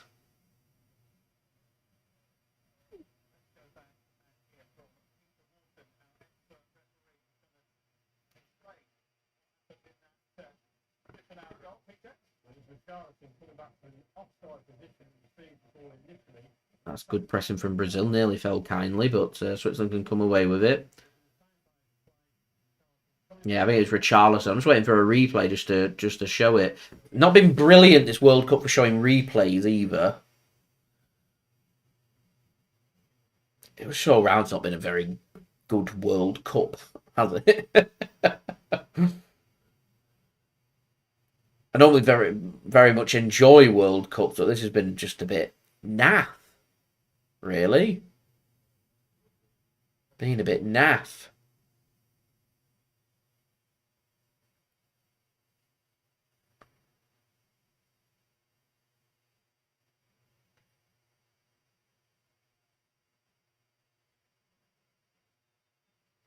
I think a free kick given against Brazil now. Casemiro can't believe it. There we go. Oh, he's miles offside, Richarlison. Oh, and because the player never touched the ball, he was miles offside. Yeah, that's the correct decision. So it was a pass from Guimaraes into Sandro. He slides in. Doesn't make the touch. Richarlison's ran in from an offside position in the build-up. Good decision that from VAR. Just all it needed was a replay to clarify and can just go, yeah, actually it was offside, correct decision, and move on. But they don't show anything.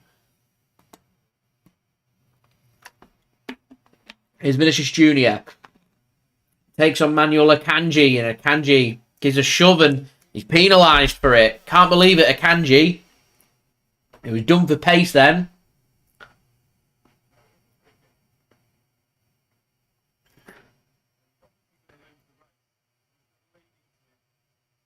It's a very weak free kick to give. There isn't much in it.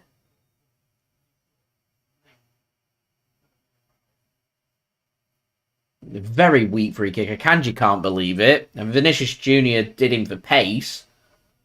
That's something for City to be concerned about. If you ever come across Real Madrid at any point in the Champions League, we're playing Akanji and they're playing Vinicus Junior. He's going to get done for pace. We know he's going to get done for pace. But we needed Kyle Walker there. So important. He won't do Kyle Walker for pace. Right, free kick, Brazil. Dangerous position. On the left-hand side. Cross-come shot here. Going to launch this towards the keeper and hope for a Yann Sommer mistake. We'll see. And it's just put into the box and good header won. I think it was Akanji winning the header, the man that just conceded the free kick. Winning an important header. Switzerland are being aggressive here, trying to rough up Brazil. Another cross comes in from Brazil. Header flicked on towards the back post and out for a goal kick.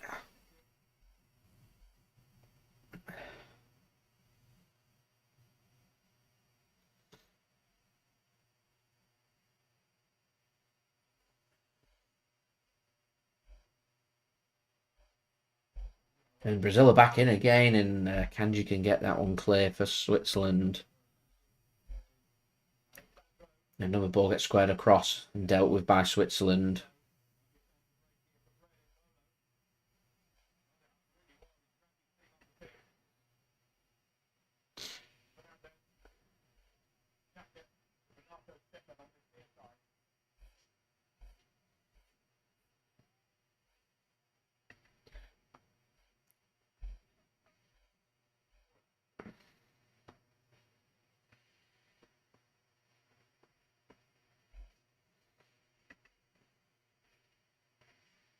I don't know whether for the Spurs game they would give us another ticket or not, because it's not shown on my history. Something to sort out beforehand, I'm sure. Here's Brazil coming forward now. Vinicus Junior once more. He's got support. Finds Richarlison. He goes for a shot first time. It's blocked well by Switzerland. 19 minutes remaining here. Here is Embolo. Game's just starting to get a little stretched.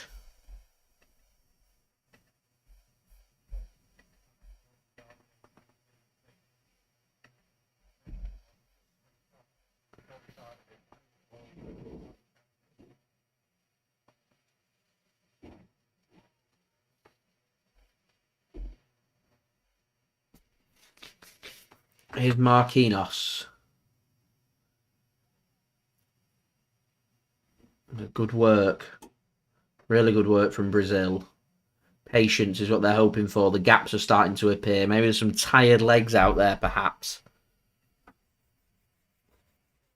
And Richarlison can't get that under control, and Yann Sommer will get that clear.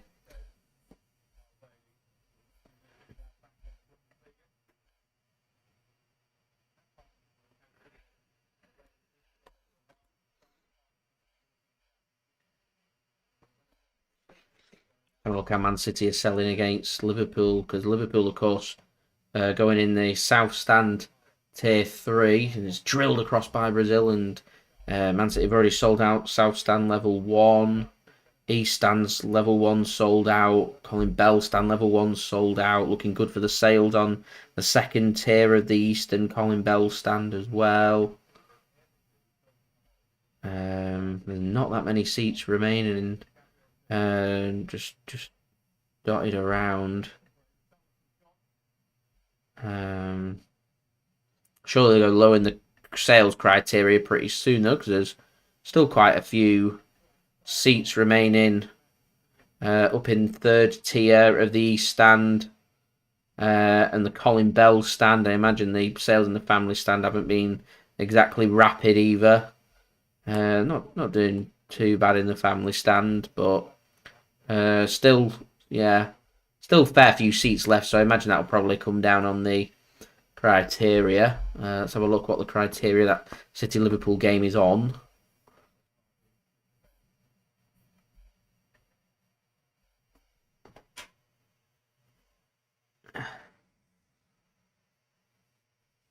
Switzerland can get it under control and they can get it clear, and Embolo. Problem is they're holding it up, but they're getting surrounded out. Embolo had 3 around him then. And Brazil automatically just get the ball back, and keeping hold of the ball retention of Brazil much better than Switzerland. Here's Vinicus Junior. They're relying a lot on Vinicus Junior's pace to cause problems. It's a good player, Vinicus Junior. So Matthias asks, What new midfielder would I like? Yeah, obviously Jude Bellingham's one that's been heavily linked with Manchester City. Enzo Fernandez is a player I'm really, really keen on, but it'd be very expensive from Benfica. I've got a feeling Man City are going to spend pretty big on central midfield because we've not really spent big on central midfield since Kevin De Bruyne. Since we spent 6-7 years ago spent £55 million, which is probably equivalent now to about £80+ million. So I've got a feeling Manchester City are going to spend pretty big on a midfielder. But which midfielder would it be if it's not to be Bellingham? Because talking £150 million. As So and Embolo are coming off for Switzerland, and a Beecher and Seferovic coming on. I'm wondering who else could it be, because Fernandez, they're on about 120 million euros. Who else really is available in central midfield out there that fits City's criteria of being under the age of 23, 24 years old, high profile, someone that after a season or two we can embed into being a brilliant Premier League player and a brilliant player for Manchester City? I think if Man City want Bellingham, as a cross comes in from Brazil from that free kick, it's poor and out of play for a goal kick. I think if Manchester City want Bellingham, just go out there and spend the money and make it happen. If not, have a really good study of the market and see.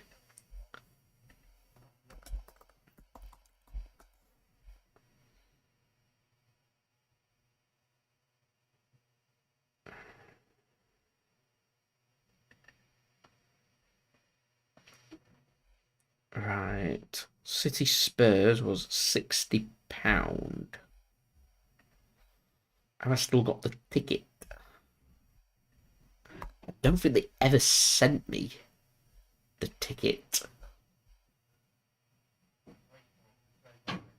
Don't think.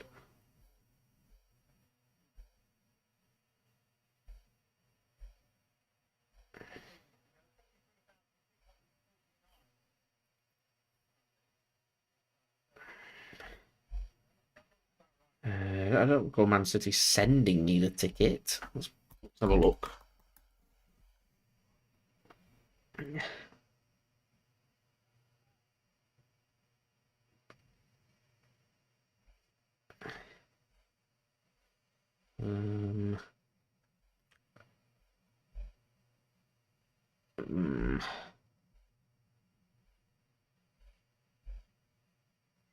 No.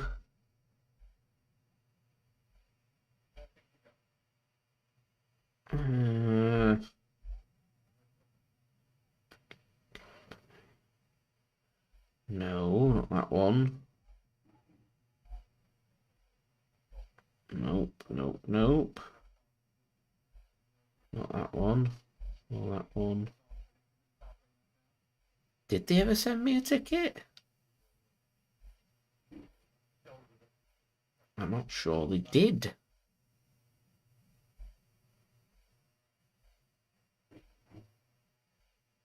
It might be here. No, that's the Dortmund one. This is annoying. Oh, no, it's gone back as well.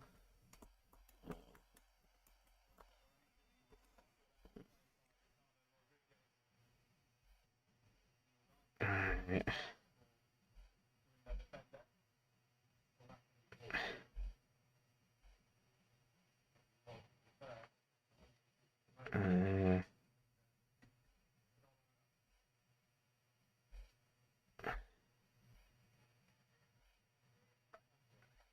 No, that's Palace. I'm having no luck at all.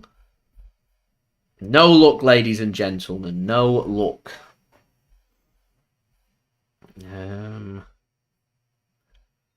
Right.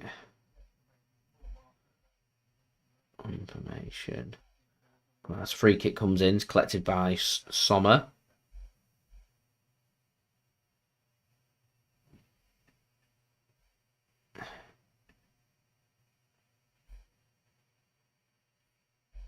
That's the Palace one. Sent to me on the 16th. We don't want that.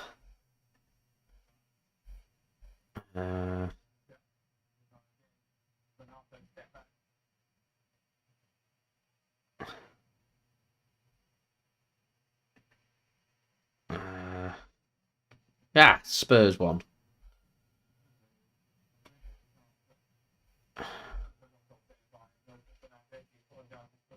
I'm not sure if the tickets are still active.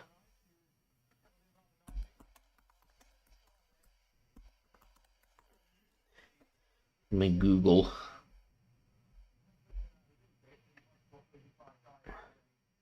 Who knows?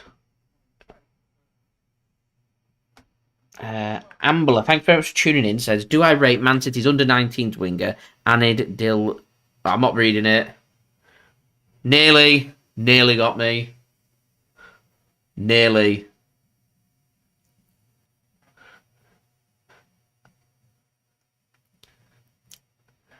Nearly, but not quite. I like it, though. I like the effort. That's probably the most entertaining thing that's happened in the second half of this game.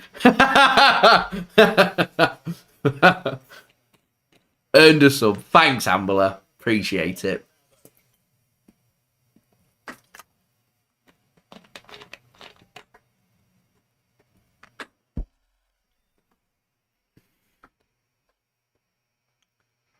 The corner comes in, headed clear by Switzerland. As header comes back in and it flies in the arms of Yann Sommer.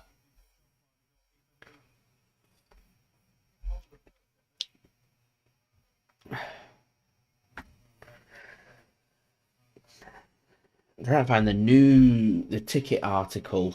Let's see if I can. Let's see if I should be on Man City's website. Really, actually, we've not had that many tickets come available. So I should just be on the ticket thing. That's what I was looking at before. Actually, the sales for the the weekend playing at the Etihad. That's been announced. There we go. Loads of things happening in the world. Leeds versus Manchester City ticket information has also been announced for the 28th. City have been given an allocation of 2,916. Well, they're priced them at £30 for adults, £28 for the restricted views. Class away day, Leeds. Love Leeds. Not expecting that to dip below 20,500 points on season ticket sale. So City, Liverpool. Let's look at the sales criteria. Since the 25th, Friday the 25th, they've had it on sale to the matchday members. And a shot comes in from Brazil, and there is the goal, and it's Casemiro with the goal for Brazil, and this one should stand on 82 minutes.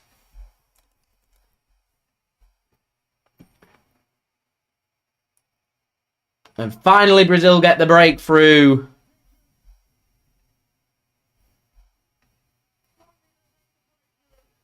What do I think about Manchester rivals getting new potential owners? Not really bothered. Manchester United's income's that high. They can spend millions upon millions. They've been spending millions upon millions. It don't really mean anything. If Manchester United want success on the pitch, then they need to back the manager and they need to be patient. Nothing to do with the owners, just all about pressure and Manchester United fans' demands as it comes off the bum of Manuel Akanji and into the back of the net. Oh dear. Just happens to be Manuel Akanji, of course, and into the back of the net. So you'd think for the Liverpool game, they'll probably lower the criteria at some point this week. Right.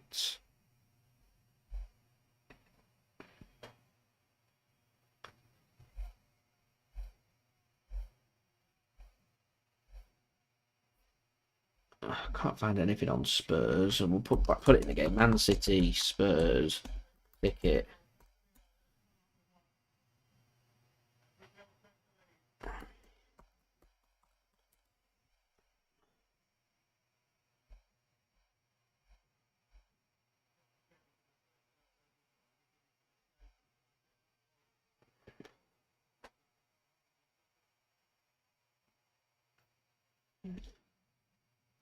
Uh,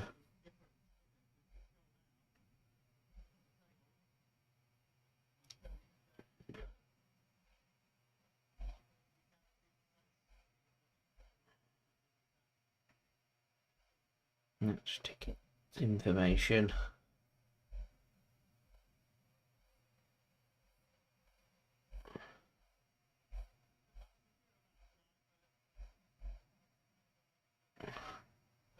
Right, so they've addressed it here.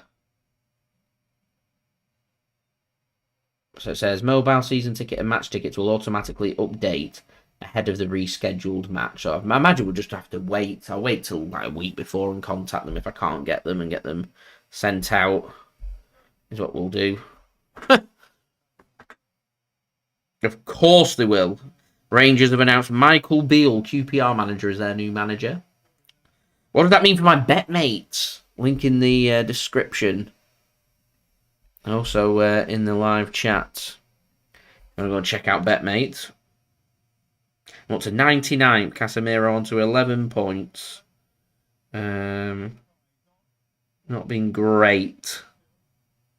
Shane Vinicus Junior or Richarlison. Haven't scored a goal. So 48.5. I'm on 34. How far are we off being placed? Still 7 points. Really do with Brazil finding a couple of goals. Richarlison and Vinicus Junior doing the business would be good. And here is Richarlison.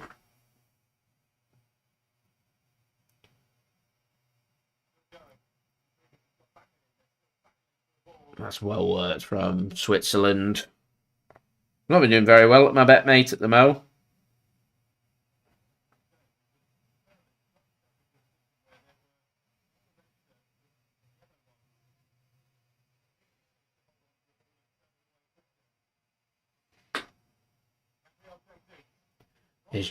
Oh, Rodrygo nearly put one in.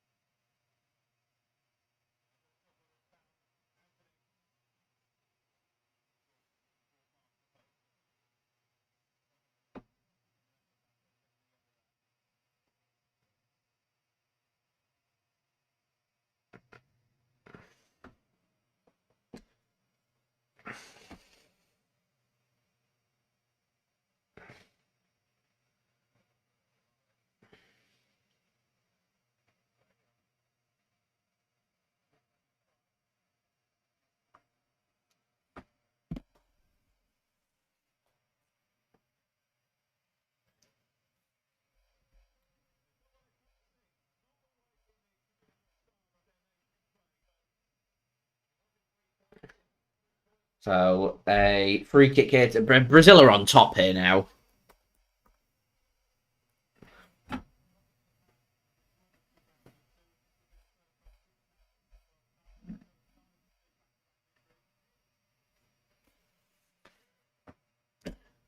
When did Gabriel Jesus come on?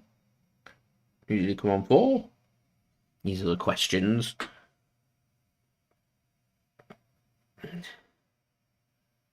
Richarlison came on off for Gabriel. I missed that one.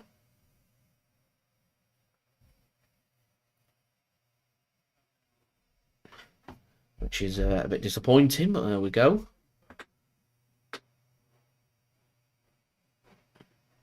Yeah, that's poor ball in. And Yann Sommer keeps that one in, just trying to speed things up, try and get Switzerland back into it. Zach says, do I think Jim Ratcliffe has enough money to rebuild Man United? I don't know who Jim Ratcliffe is. Am I showing my age there?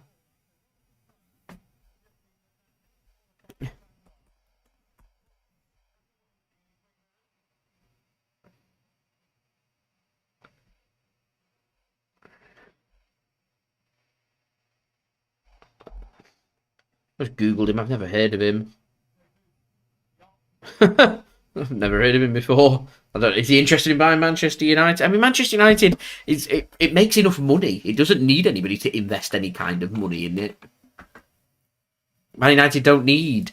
It's like Man City. They keep going on about Sheikh Mansour pumping loads of money in and everything, but Man City is now self-sufficient. It earns that much money. They spend what they earn, and what they earn is a lot of money. And Man United earn a lot of money, so they could have. They could just have a local businessman come in, and Man United would still be spending hundreds of millions of pounds on transfers, unless the person that comes in is a leech. Now, you can't really accuse the Glazers of being leeches because they've spent money. Man United have been one of the biggest spenders in the transfer market. They've just not done it well.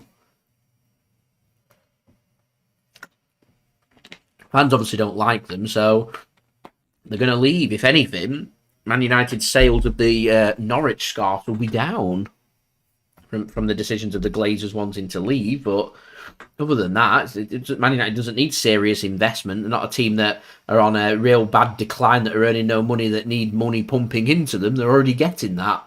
It's just bad management, really, is what I put that one down to. As we've hit 20 likes, so let's see if we can get to 30 likes. That'd be much appreciated. Subscribe as well if you're new around here. What's our next watch along? It's England tomorrow, taking on Wales. Link out later on tonight if you want to come and join me for that tomorrow. That'd be much appreciated. We'll be going live half an hour before kickoff, kicking off at 7 o'clock GMT. So we're going live at 6:30 tomorrow for the Wales-England game, as England look to seal qualification to the last 16 of the World Cup, and probably going to be looking to try and do it in first place, as well as Brazil are going to seal their place in the last 16 of the World Cup with this win over Switzerland. As we're into 6 minutes added on, we're through the first minute, so there's 5 minutes remaining. Switzerland did win their first game against Cameroon, so they are in a pretty good position. And considering Cameroon and Serbia have drawn earlier today, it does mean that Switzerland just needs to. Brazil, are they going to get the job done against Cameroon or not? Who knows? Switzerland have got a job to do against Serbia. A win for Switzerland will send them through. A draw for Switzerland may be enough, unless Cameroon can beat Brazil as well. We'll see. Zach, I am hoping for England not to lose against Wales, which should be enough to seal England's place into the last 16 in first place as well.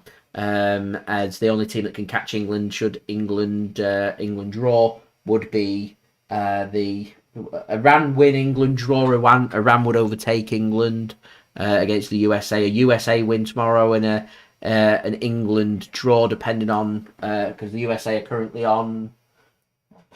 I mean, it's going to need a big swing, really, of 4 goals against Iran. I don't see that happening either. So I imagine England, with a draw tomorrow, will finish over the USA. USA are playing at the exact same time as England at 7 p.m. GMT. So we'll see. The other way England don't finish first with a draw tomorrow, as that's a good touch from Jesus. It's not the greatest of passes, but Vinicus Junior has got hold of it. His touch is heavy, and Manuel Akanji will keep that one out as Raphina was closing in on the tap-in. So yeah, a USA win tomorrow, an England draw. You'd think England are going to finish first on goal difference, barring the USA winning by more than 4. You would think that it's only Iran winning. I mean, an England loss tomorrow, as long as it's not by 4, we finish first. And then it's all about if Iran or USA win their game, and either of them win their game and England draw, then England finish in. Although England draw, we're going to 5 points, USA going to 5 points. So it's an England draw and Iran win, we will finish second.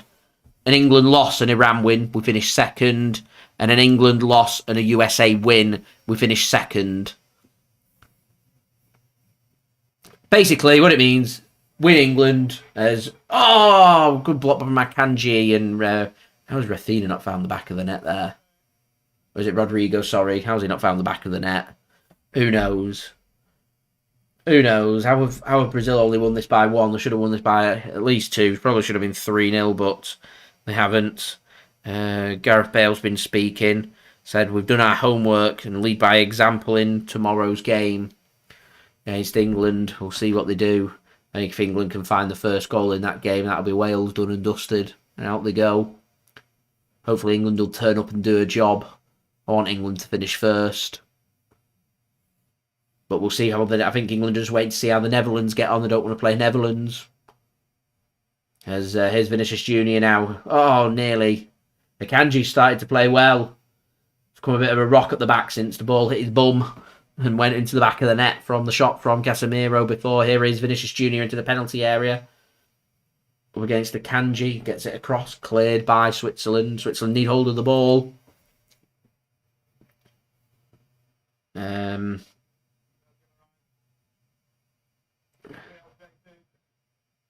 I agree there, John. Too much virtue signalling from England. Too busy waiting on others, seeing what others are doing, and looking at the crystal ball, which side is going to be better for England to be on, and just, yeah. You never know. It's a World Cup. Anything can happen.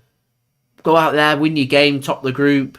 You play second place in Group A. See if it's the Netherlands. We'll see if it's somebody else. More than likely won't be Netherlands. So it'll be somebody else. Look towards the quarterfinals. Probably going to be France. Quarter-final stage of the World Cup, you're looking at the top 8 best teams in the world. It's going to be someone difficult. If it's not France, it's going to be Argentina. Could be. We'll see. Too much second guessing going on as a corner to Brazil. Brazil just taking their time here.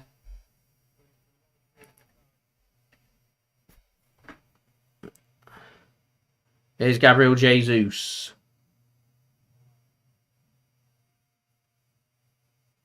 That's good tackling. That's well worked. And that's well cut off by Brazil. They can't find that ball forward, and it looks like it's going to be a win for Brazil. 10 seconds remaining. Nearly done. And the referee blows the final whistle. He ends it 4 seconds early, although I don't think Switzerland were going to do anything in them 4 seconds. And the game comes to an end. And Brazil win this game by 1-0 and sends Brazil into the last 16. And Switzerland have work to do against Serbia towards the end of the week. So that has been the live watch along. So thank you really for watching. It is much appreciated. Don't forget to subscribe if you're new around here. Press that red button, press the bell and put your push notifications on. Plenty more World Cup watch-alongs to come and plenty more football content to enjoy. Also, don't forget as well to check out my social media links. They're in the description below and on the yellow banner too if you want to go and follow me on my Twitter and Instagram. My email also in the description below and on the yellow banner too if you want to hit me up for any sponsorship for any videos or any general business inquiries. Do leave a thumbs up as well. Let's see if we can get to 30 likes in the post-production. That would be much appreciated. Also, don't forget as well to leave your thoughts whilst we're live in the live chat.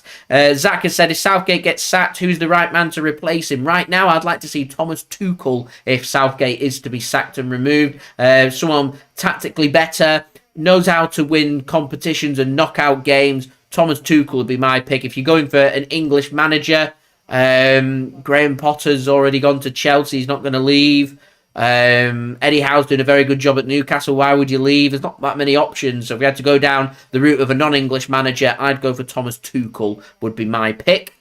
Also, don't forget as well to we've done leave a thumbs up. We've done leave your thoughts in the live chat. It's go and check out today's video sponsor. It's brought to you by BetMate. They're running free pots every single day for you guys to look forward to. So go and check them out. The link is in the description, also in the live chat. You can use code JSGC5 on sign up. We'll give you a £5 in free bets. It's available to anybody in the United Kingdom that is aged 18 and over. You can also use the QR code as well if you want to go and download the BetMate app. Anyone that does download BetMate using my link does help to support the future content created here on my channel. It's a free app to download, so go and check it out. Use code JSGC5 on sign up. That also helps to support the future content created here on my channel. It keeps these videos coming for you guys. BetMate winner for today.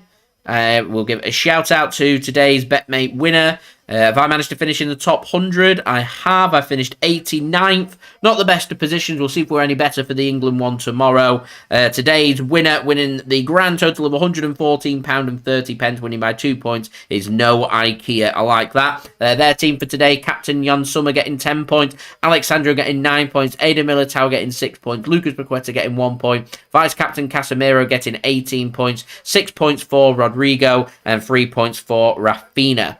So there we go. Congratulations to No IKEA, today's BetMate winner. Big shout out to you, winning £114.30. We can join tomorrow's one. The pot's already live for the England-Wales game for my live watch along for that for you guys to enjoy. The running free pots every single day for you to join as well. So you don't have to be spending money. Do remember though, if you're going to gamble, do gamble responsibly, and when the fun stops, stop. Dave says, last comment, here's a name to watch, Canadian midfielder Ismail Kone, who could be signed by Sheffield United after a 26 game MLS career.